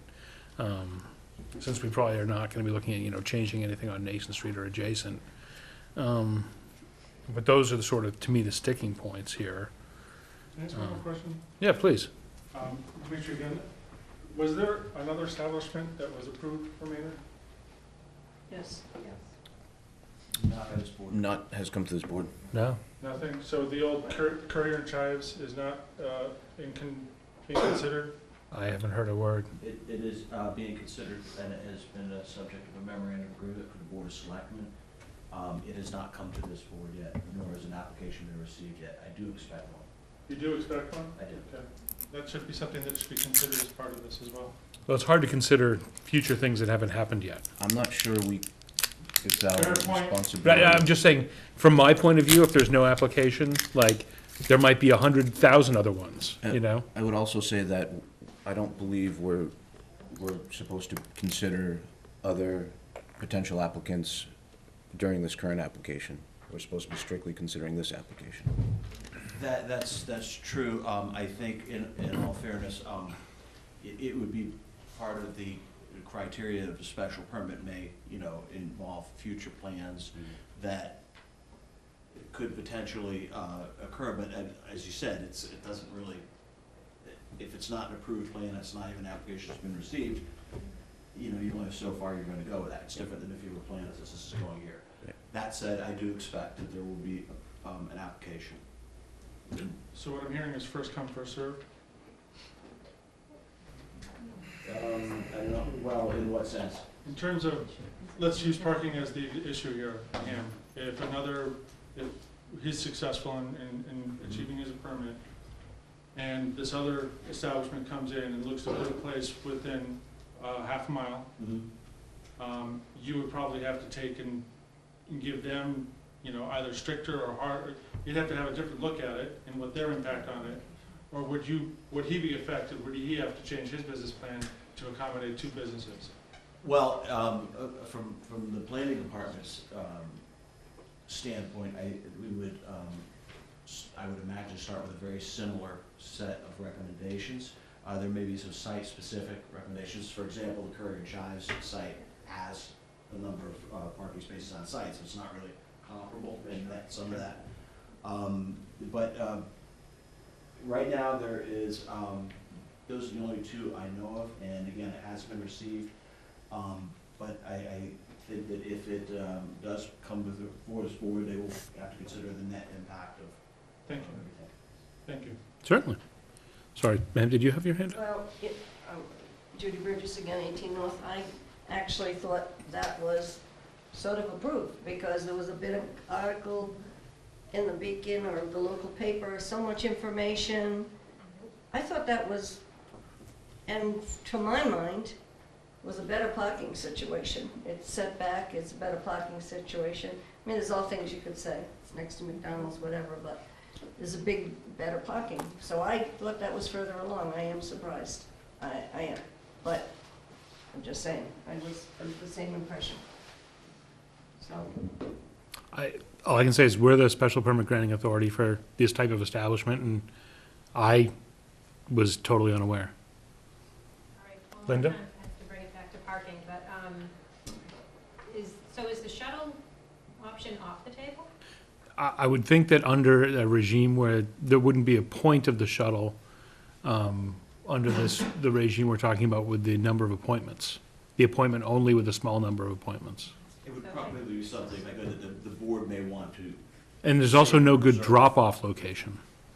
it may be something they want to reserve the right to. Oh, and things could change at 60, 120, 180 days, what have you. It's hard to say what in the future. We have a shuttle that goes to the South Acton train station that does do drop-offs, so I think a location could be found. Yeah, but don't they go to like the mill parking lot? Excuse me? Isn't that in the mill parking lot? No, there's one right down in the basin. Oh, okay. The charging station. We also own a parking lot on River Street. Yeah. That is underutilized at the moment. I'm pretty much, that's pretty much what I'm thinking where the employee parking is gonna be. And there could be a hybrid of the two as well, so maybe it's not one or the other, it could be a hybrid. Yeah, I completely agree with you on the River Street lot. I would like you to not take shuttle off the table, at least for the get-go. I mean, I think it's- as more locations open up, I do think that it won't be as big a deal, but we are going to be, you know, as we are the downtown for most of the surrounding communities, it will be more so for this. I think we're keeping the shuttle in our back pocket right now. I think we're starting, we haven't obviously approved anything yet, but it sounds like at least I'm leaning towards, I'm not gonna speak for the board members, but I'm leaning towards the starting with the appointment lined up in some way as it's stipulated currently, and then as time goes on, we have a 60, a 120, and a 180-day review period, and we can discuss other traffic options, other parking options. And we'll have real data. And I want them to be successful. Right, we all do. And the other thing to just consider is, if it goes across your mind at all, every business down there would love to have their own designated spot right in front of their business. So if you know, that's one of the reasons the parking authority is sorely needed, is to not make arbitrary decisions. Not that this would be arbitrary, but if they get it, then why not the one next door? I don't think anyone's talking about giving them a designated spot in front of their business. Just gonna throw it out there now. Thank you. Thank you. Sure, no problem, Linda. Mr. Chairman, I'd like to... Go ahead, Wayne. I'd like to just second the thought about making sure you keep the shuttle on your consideration. One thing to consider, it sounds like if this project is approved at some point, it sounds like the earliest they will have to appear before this board again for discussion is in 2 months. You may want to just... Make it one. Fair enough. Yeah, If the shuttle is kept on the table, maybe you give the chief the authority that if parking and drop-off becomes too much of a nightmare, he has the authority to require that. Just something to think about. Yeah, or I mean, and I think we make it so that even if it's, you know, we should be able to have some kind of criteria to call it back on an ad hoc update prior to the timing, right? At the board's discretion, Yeah, fair enough. something of that nature. And I would say I'm that, trying to preserve maximum flexibility as we go into this. Start, you know, the general approach, I think, is start small, proceed slowly, preserve options, and see where we go. and I would suggest that that could be a stipulation that I spoke about earlier from the chief, asking for a stipulation in the staff recommendation. Right, things of that nature. I would like the chief to have Good. flexibility too All on right. this. All right, that all being said, if there are no further comments from the public or town staff, or any hybrid categories, I think what we'll do is go ahead and continue so that we can get some of this sort of, backroom stuff sorted out between you and the chief and the traffic, and we'll reconvene when we have a full board to reconsider. What does our calendar look like, Bill? Well, probably the next practical meeting is not gonna be in 2 weeks, it's not gonna be ready, so April 23rd. Does that work for you, Olaf? Sure. Is a month, Wayne? Chief, you think that would be okay with your timeframe? You think, yeah? Wayne, does that work for you? Yes, it does, Mr. Chairman. All right. All that being said, I'd like to move that we continue. Let me get the phrasing right. Can I make one more request to the applicant? No? Yes, of course you can. One idea I heard from a gentleman in the back was some hybrid of appointments and pickups I would be open to an idea of what that would look like. So instead of having 3 appointments in 15 minutes, what would the hybrid be of 3 appointments in 15 minutes for customers that are not pre-ordering? And then having another category for those that have pre-ordered would just for straight pickup. Sure. I think that may help your side, may help our side with some considerations as well, so. Maximum So number of options. What specifically do you want? Because I mentioned it in the presentation. I'm just saying, but- I'm open to that. If there's an idea that works for you, that you think would work for you, that may work for us, I'm open to ideas of hearing what that is. Okay. I don't have anything specific. I'm not. I would asking especially consider it in recommend- the viewpoint of traffic and parking. Yeah. I think that's the general theme that has But emerged. it was an idea I heard that I thought may be useful. Yeah, maybe I missed that. Maybe I was that's too okay. nervous for that. No problem. But yeah, so that's definitely something that we have in mind to have So pre-order. put some detail around that. Okay. And your thinking. Absolutely. All right. All right. That being said, then I will move to continue the hearing for 412 Nason Street / Mouse Wellspring to April 23rd on or about 7 p.m. I'll second that. That was Andrew motion, Jim second. All in favor? Unanimous? And just for the record, Bill Crenshaw has been recused the entire time and did not vote. Thank you very much, Olaf. We look forward to seeing you on the 23rd. Thank you, Mr. Chairman. Thank you, the board. Thank you. Thank you. Bill is on recused. Back in the saddle.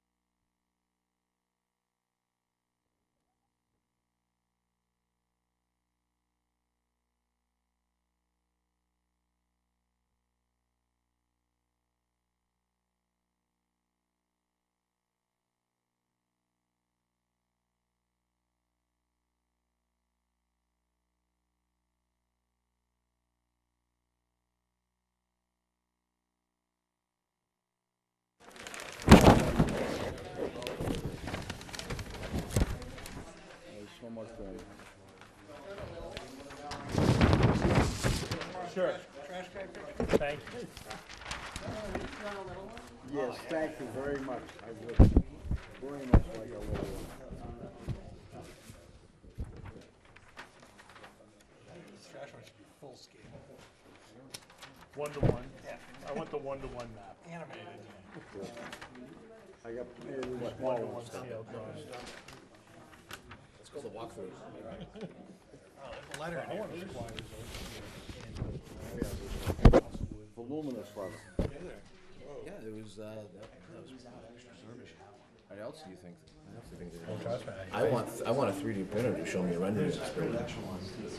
If you want to It's way better to have the hand model. Oh, that's Summer Street. Before I get a copy for the screw of the plan. I think having copy for the screen would be fantabulous. If it's easy. I'm gonna take a short bio break. while we Yeah. Work that out. Everyone, we're gonna take a 2-minute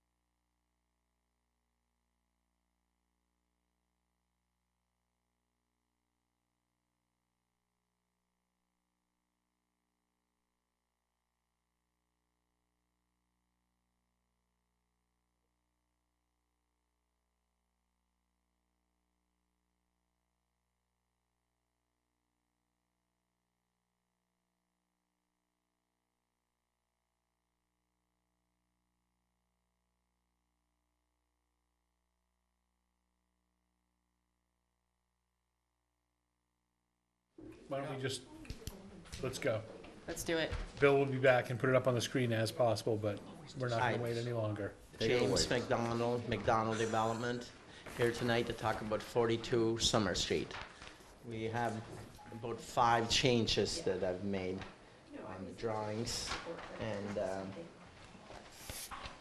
want to discuss them with you. I think it's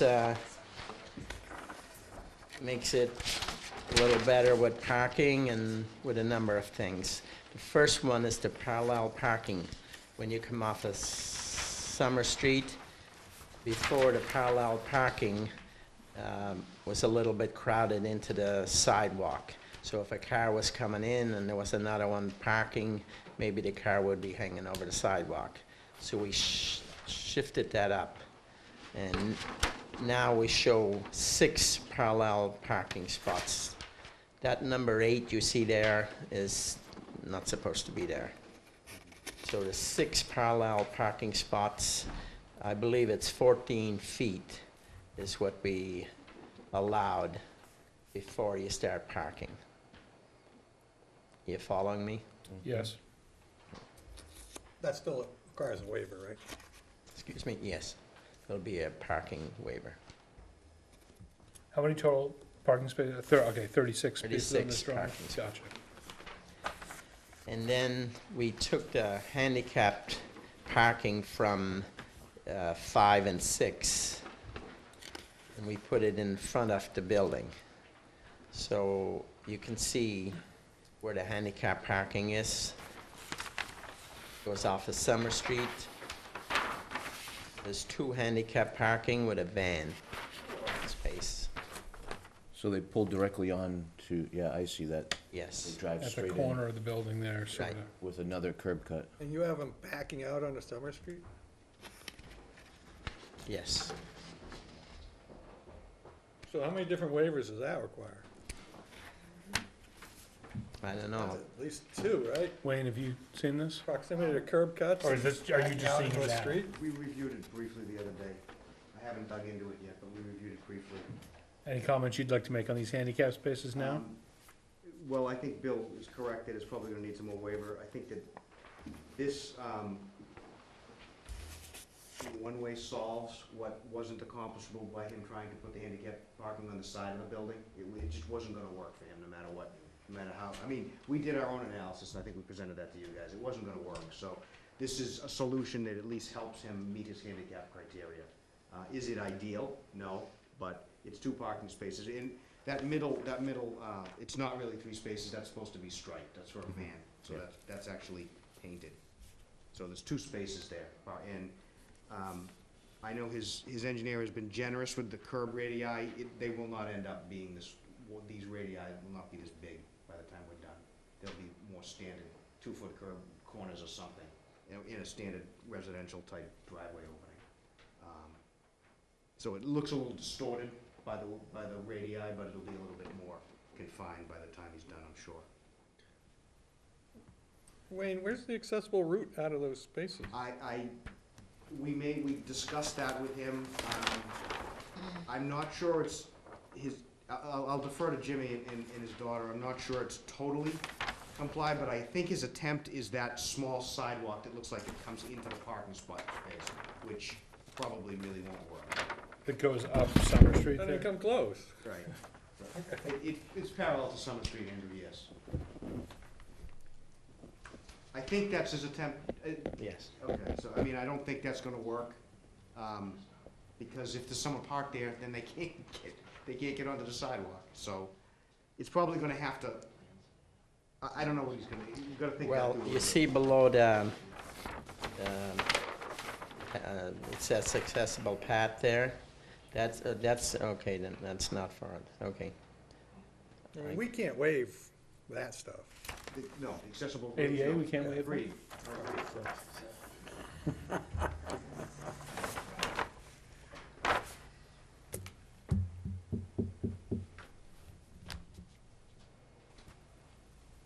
Yeah, that is challenging. So, Okay. just for the board's info, so we met with Jimmy and his engineer last Thursday, and we went through several revisions that we recommended based on a meeting, I guess, a week ago. Yes. And I think he's addressed some of the big concerns, like, we're talking about a retaining wall, but there was no details shown. So now he's designed a retaining wall. Okay, so at least they're stepping in the right direction. Yep. We had parking on the side of the building that wasn't gonna work. So now they've come up with something that works. It's not ideal, and it probably needs to be massaged a little bit as far as how those accessible spaces are gonna be accessed. But at least it functions. He has slid the, I don't mean to steal your thunder here, Jim, but he slid the entire building, I believe, was it 12 feet, you said? Yes. 12 feet, so that he could construct a retaining wall away from the property line, so that we can be assured that it could be constructed, and he's keeping his distance from those existing oil tanks that, lo and behold, end up on the property line, as we surmised. We had the retaining wall on the lot line before, and it's 9'6". Yeah, I see that Now, change. that, of course, like Wayne said, it stays away from the tanks, and I think better than that, we are allowed to leave, says we can leave the trees, a number of good-sized trees, and I think at 9'6", we can leave the trees there. We shrunk the building by 4 feet. The building now is 116 feet long. Before it was 120. We relocated the dumpster. Not sure if you've seen it in that location before or not. The second page we gave you shows the dumpster, the garbage truck. Right, sort of turning radii or Turning. pathway in and out. So Wayne, can I ask you a question about the graphic about the trash pickup? Sure. I haven't seen that. Just now that you asked. I mean, I don't recognize the This? software that would generate this. I don't actually see the outline of the wheel movements, and it seems like some of the movements are missing, like pulling away from the dumpster. So the. Kind of looks like just somebody put little pictures of trucks on here. So, That's how it works.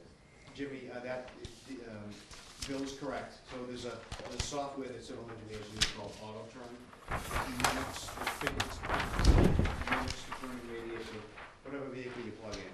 A car, a single unit vehicle, a WD-50, 67, etc. Normally something like this, and this looks like a garbage truck template, but to Bill's point, I don't know how he's manipulated it other than maybe just manually, which kind of doesn't cut it. Is this it? So the software that Bill is referring to, it actually shows how the wheels actually track, and it traces the movement pattern so that you can make sure, so another engineer can look at it and make sure it actually is doable, if you will. I'm not, to Bill's point, I'm not confident that this represents that. But does this? It's the same, I'm looking at the same thing, sorry. Oh. Wayne has that. It's just this, I don't know. I don't know if this graphic proves that the turns are possible. How's that? They may be, but I guess we would just need him to explain how he did that, because it doesn't represent, it's not typically what any of us have seen, I don't believe. I think what Wayne's saying, if I may just repackage it, is that if it has that software and that turning radius that's typical and common, it's really easy for Wayne to give a thumbs up on. If what it's provided, what the engineer provided, Wayne's just gonna have to dig deeper. And I want to help you guys get to yes. Okay. Right? Does that make sense? Yeah, thanks. Is that fair? Fair, thank you.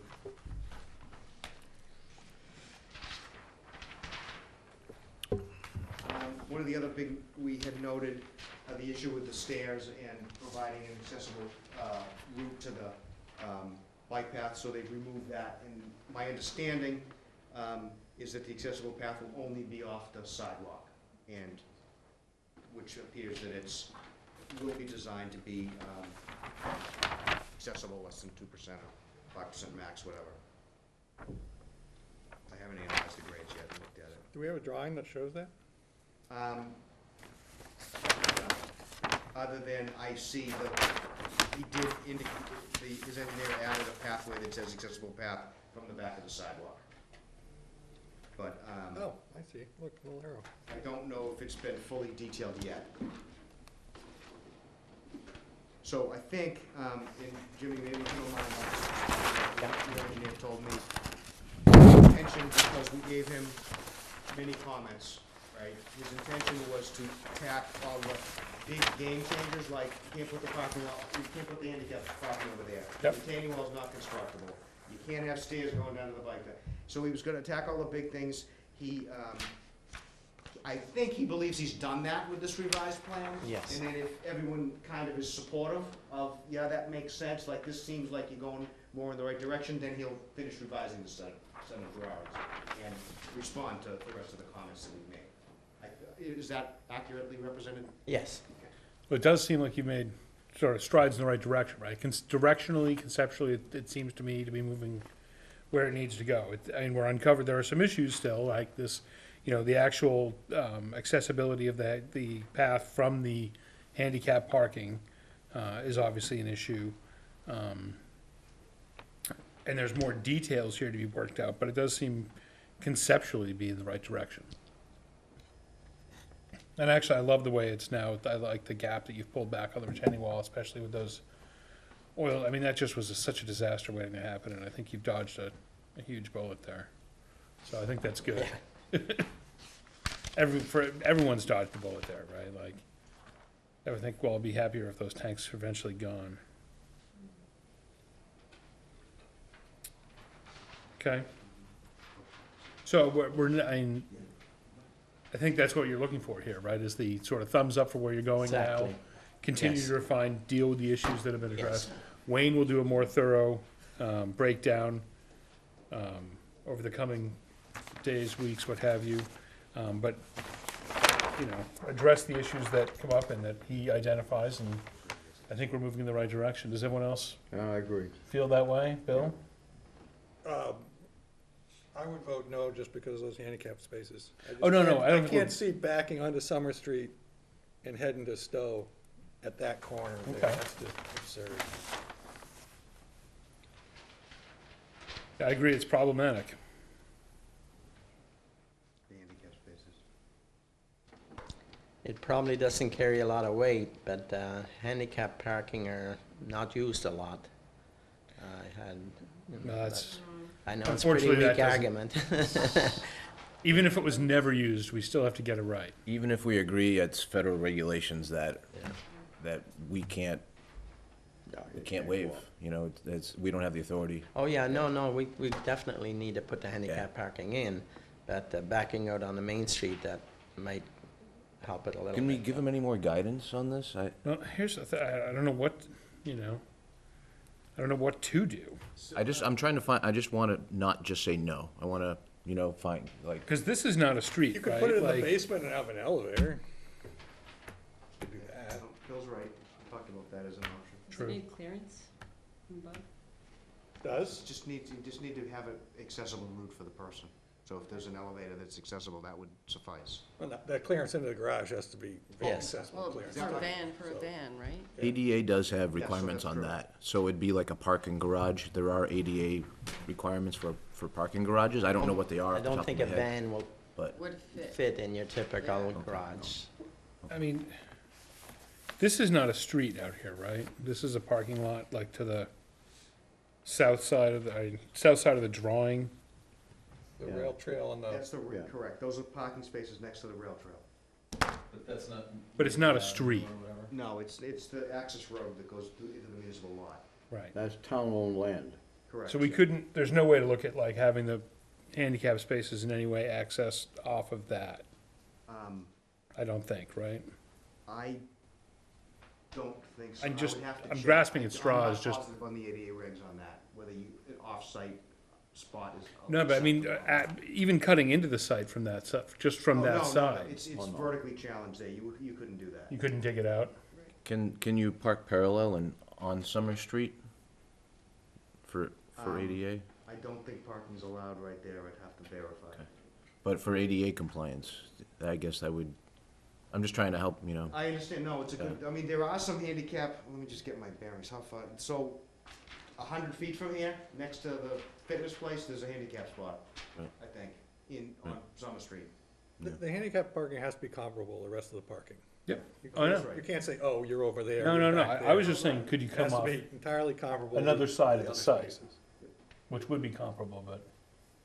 I mean, the existing site has handicap parking accommodation for the existing building, so, I mean, there's gotta be a way of putting it on the site, but I have a feeling the building is too big now, especially with the wall pushed back. Well, we made the building 4 feet smaller.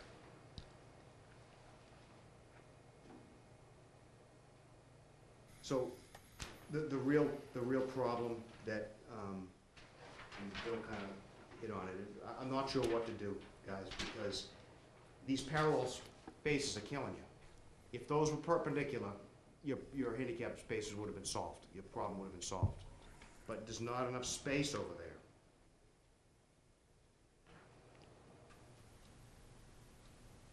Jimmy, what's your building width here? Are you at 60 feet. 58? You're at 60? 60 by 116. Yep. It's pretty hard to shrink it, as you know.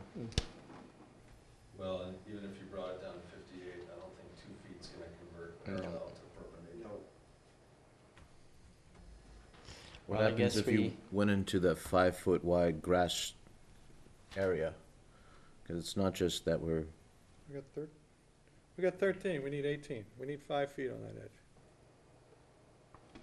so you, instead of having, you could have parallel and, you could have parallel adjacent to a snow stockpile area, but then a couple of the spaces on one side could be handicap and perpendicular in, if you can gain another 5 feet. Just a thought. So I don't know, the comment that Bill made about not supporting the product as shown, I don't know right now if you can have handicap spaces that can back out into a main road or not. We'll have to do some more research. Right, you haven't had enough time, I understand that. Yeah. I don't disagree with Bill's opinion. It's not ideal by any means. I don't know the answer of whether it's allowable. No, my thought's not that they're handicap spaces, it's just any parking. Spaces there at all are problematic in ways that are quite Yeah, obvious. in general, we don't allow anybody to put new parking in that backs out into a road. Agreed. It has to be on the site. Yep. And this could hardly be a worse location to have Right. people backing out into the road. No, Like with a, well, it's only like a 5-way intersection, Bill. Right, with a lot of pedestrian flow now with the rail trail, so there's a lot of crazy decisions going on, and that would be even weirder. Yeah, they're trying, for sure. Jimmy, you're trying. I give you an A for effort, for sure. Yeah. So I don't remember what the, you're not gonna like this answer, Jimmy, but I'll just throw it out there. I don't remember what the threshold was for the van spot, how many spaces you needed to be at before you provided a van spot. One. No, but I mean, is, First one, really? first Okay. one's a van. Now, does the van, this is necessarily that the van has an 8-foot wide? Because this went back and forth a few times. Can the van have a 4-foot wide space beside it? No, you need 8 feet, because you gotta drop the ramp down, and then you gotta be able to get off the ramp. Right, and so you need the 8 to feet, do that. yeah. Okay. Wayne, can I ask you a question? Our, what's labeled as truck path here, 18.2. Tim, help me, where are you looking? This is so difficult. Up here, Okay, 18.2. yeah. I know we'll need that 18 or much of it anyway for the turning radius down here by the dumpster. Yep. Can you envision a scenario where that might neck down as it approaches Summer Street?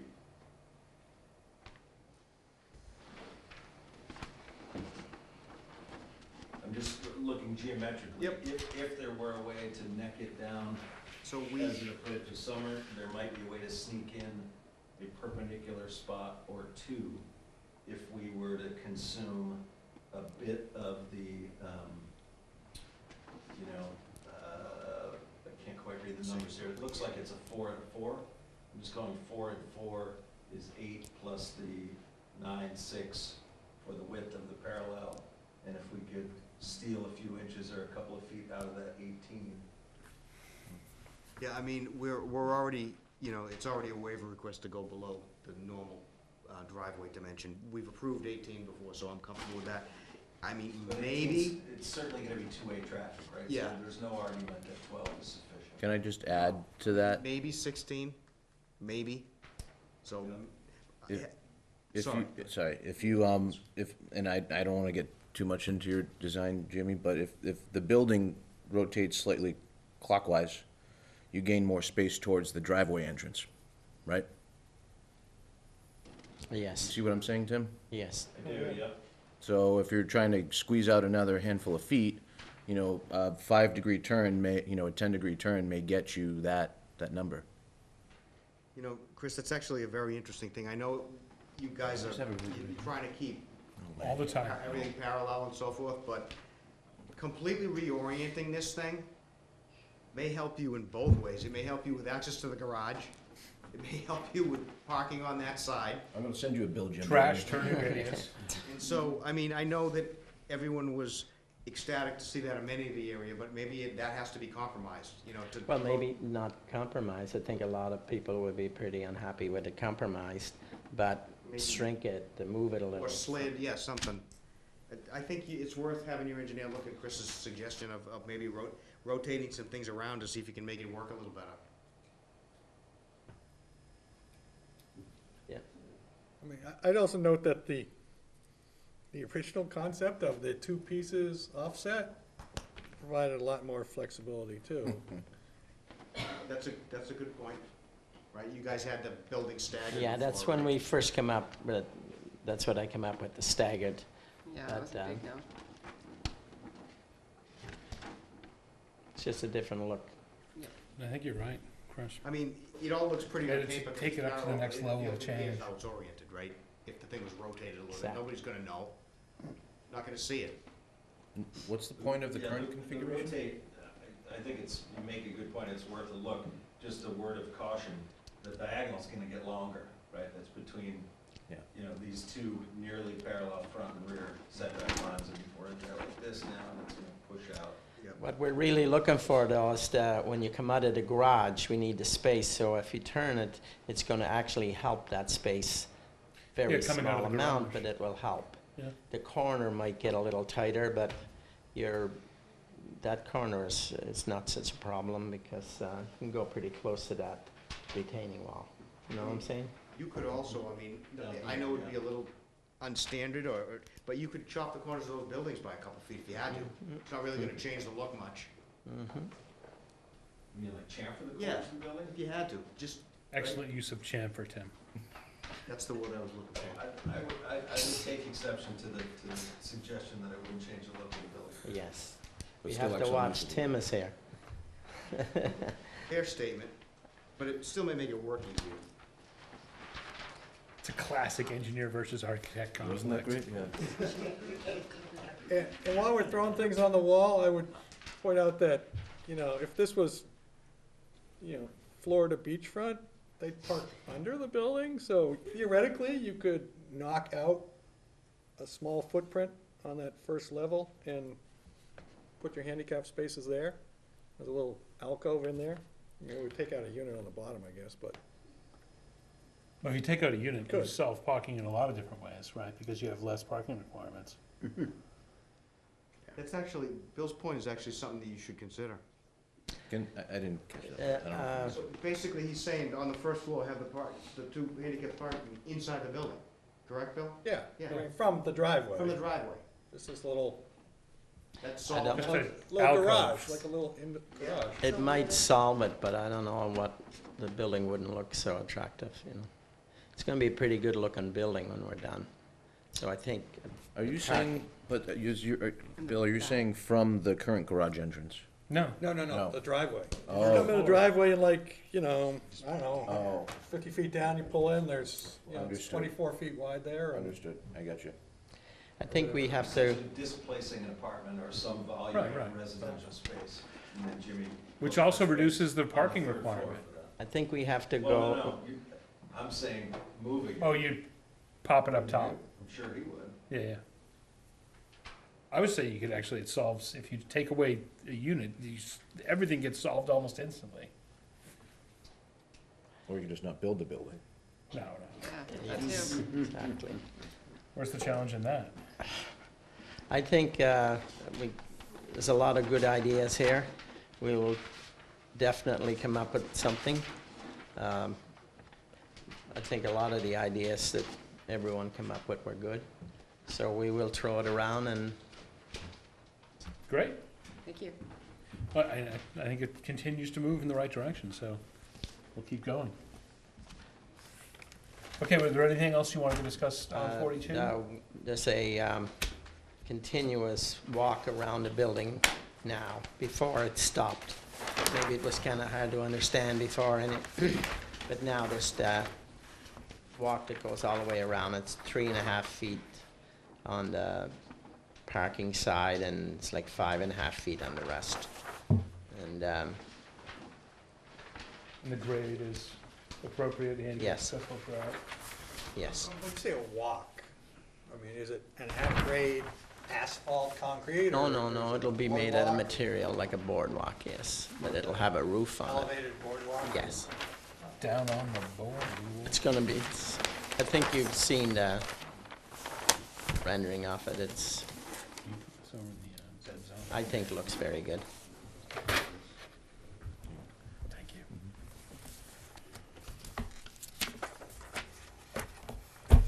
All right. Okay.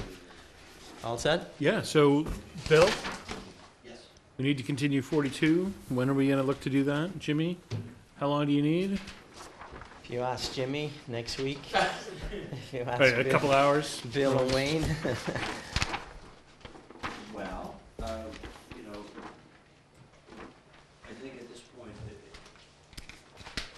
you know, we could always continue it if it's not Right. ready. On the other hand, you know, we want to make sure that we have a good review, give meaningful input in between, and that's kind of the dilemma that we have. When now. is the next meeting? Well, the next meeting, we have, would be, the 9th, which is impossible. I mean, I don't think we could get that in.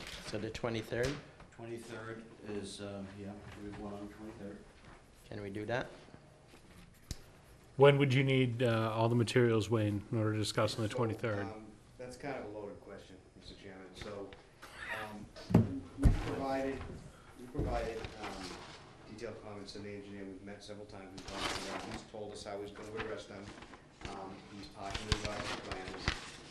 In order for us to do, I can't keep doing these partial reviews because all it's doing is spending this man's money. The engineer has to provide a formal response to all the comments with the new set of plans. So I kind of throw it in his engineer's court as to when can he produce that. To be clear, Wayne. I'm just saying, how, okay, stipulated, and I understand, and I agree with you. How long before a meeting do you need to have that full response from his engineer? 2 weeks ahead of time. All right. There's also the, I gave the board a copy of the comments that Wayne's talking about, they're up there. And I think what would make the whole review process expedited and simple would be just go right down the list and a written response to each of those comments to accompany any revised plans. I think that would go. I believe we already have a meeting set up for that. We did, right, Mr. Chairman? Yes. And I think it's a week from Wednesday. Yeah. So that was the plan, was to go, the engineer, yes, the engineer said he would have it done by that date. And then we would go down the list, and hopefully after that Wayne could have some time to look at it before the next meeting. So the 23rd? Are we comfortable with the 23rd? I look to you, Wayne. So that means that his engineer would have to have everything revised to us by the 9th. I believe, was that Wednesday, the date? That's 2 weeks from today. Yes, he already said he'd do that. Let's do it. Yes. I'd just like to make one comment, Jimmy. Wayne's given us a 12-page or 15-page letter here of things that you haven't done or you have to do.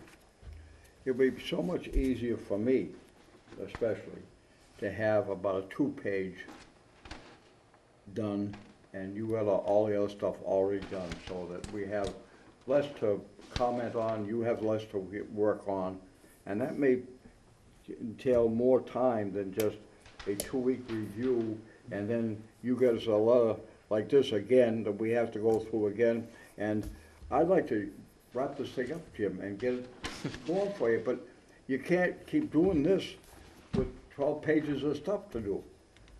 So I just don't cut yourself so short that you can't get all this stuff accomplished and verified by Wayne. Am I saying it right? Jim, you're absolutely correct. You know, I work with a couple of other boards, and normally on a project like this, we would extend it out a little bit farther, so there's opportunity for the engineer to respond to the comments. We would review it again, and then hopefully, to Jim's point, we'd come back and maybe there'd be 8 items we had to talk about. Yes. If I that had would, been resolved. I would normally agree with you, but I find through my experience with this, they cram everything at the last day. I was in the printer waiting for this, waiting for him to send it to me at 20 minutes to 5. The last day, the last minute. So if you give the engineer 6 months, it would be the last day, the last minute. So that's why. I don't think so. You might need a new I engineer. don't think so. I've worked with a number of them. So architects, I have so confidence in Wayne, Jim, to do the thing right for everybody. yeah. Well, anyway, it's not Wayne's job to engineer the project. Right, well, here's the thing, right? Wayne's supposed to be reviewing the engineering that's completed by the applicant. right. I appreciate Wayne's concern for the costs that are being incurred through this. However, that's not really on you. That's not, the onus does not fall on you, does not fall on us, does not fall on the town. It's, you know, that's the process that's been established, needs to happen. It's kind of up to you, Jimmy, to manage your own people and your own, I mean, and if you know, if we need to continue, if we need to do this, that's what'll happen. It doesn't work out to be best for you, but that, to me, that's really in your court. And I know it can be frustrating for all of us because we want, you know, the process to move smoothly, but I don't think we should, you know, worry unduly about issues that really are not our thing to worry about. Well, perhaps a compromise would be that if the board decided to continue to a specific date and the plans were not delivered for review by a certain point, it would just simply be continued. Automatically continued, yeah. Yes. That kind of, I mean, to me, that's what should be that happening. seems to be fair for everybody. Do you agree that having the meeting tonight was a good meeting, a good idea, that we had a number of things? I do. Okay, yes. That's why I wanted to do it. Believe me, my costs, I believe, are over $30,000 reviewing this. It's nothing I want, that's for sure. The process has taken much, much longer than I had ever imagined. But it is now, and this is where we're at, and I think we're all on the same page. We want to build a beautiful building Yeah. there. So That's fine by me. I'm not trying to be stubborn, I'm just like, I want it, I think everyone is of goodwill. yes, so. If we shoot for the date of the 23rd, If we need to continue, we need to continue. If we- 12 pages, then I we have agree. to get the extension. So then, if we continue to 23rd, and Wayne, when would you need them to? The 9th, you said, right? All right. I will move that we continue the hearing for 42 Summer Street until April 23rd, right? On or about 7 PM here at Scenic Maynard Town Hall. Thank you. Thank you. Second. All in favor? Unanimous. And Chris. It was Chris second. 1:15.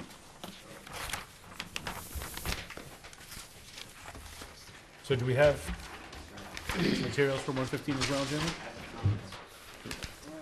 No, we're gonna take Jim's advice and push this off because we don't have enough information. Okay. If we continue this, it would be a good idea also, Jim, because we, this is a reset hearing, so we haven't opened this yet. So we're not even continuing, are we? Oh, yeah. Because it's not open. I don't think, No, we can continue without. Should we do it on the Okay. 23rd? All right. Yeah, sure. But then I'm saying if we get, when we get. It'll have everyone, there's no Mullen issue or anything. Right. Okay. I will move to continue the unopened hearing for 115 Main Street to April 23rd. I'll second that. That was motioned by Andrew, seconded by Jim. All in favor? Unanimous. I don't believe, we're probably gonna have to ask for an extension for the 23rd on 115. So maybe should we do it now, or just? Why don't we do it now and get it over? Can we undo that, or is that like, graven in stone now? Motion to reconsider? Oh, Second. that's, Yes, okay. that's good. Because I had the Second? Second. All in favor of reconsidering the question? Aye. Unanimous? Okay. I had the conversation with the engineer, and we're really trying to get this 42, all the information. It doesn't leave him any time to work on 115. Sure. So we made the decision, let's do that and then work on 115. So what date would be best then, do you What's the think? next meeting after the 23rd? The 7th? May 7th. Do you want to do that one? Already? No, it's Seems crazy. Wait, Oh, that's not right. Yeah, because it's, Second Tuesday. Oh, okay, seventh is yeah. BOS. May 14. Hey, can we do that? 14th. Sure. All right. I will make a motion to continue the unopened 115 Main Street hearing to May 14th, I'll second that. 2019. Seconded by Jim. All in favor? Unanimous? That's it. Thank you. Have a good evening. Thank you very much. All right. We will now consider Bill, we have to sign this, right? item number This is the fire 1, station, the right? minutes of February 26th. Does anyone have any comments? Criticisms, brickbats?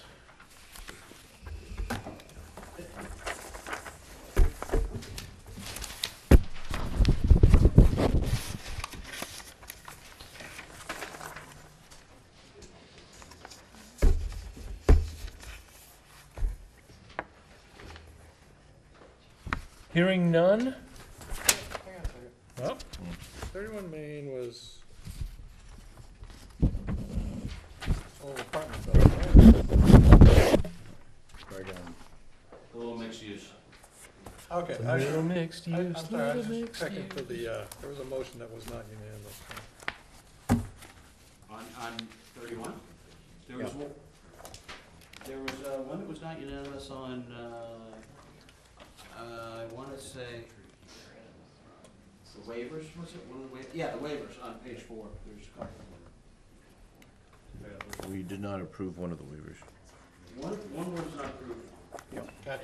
And then a couple had a, what do you call it? Modification. Descending. That wasn't there. Okay.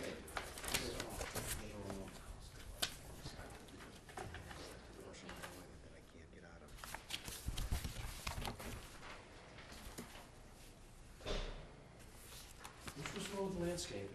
Oh, that was fire. Fire. Fire department. Yeah, that's in the one that Chris has now, the decision. Yeah, so, all right, so this one has on page 4, the utilities. Got it, okay.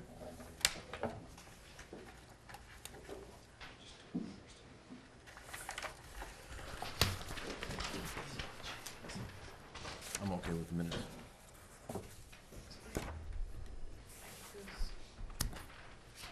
You all right with the minutes, Jim? I am, yep. Right on, Bill.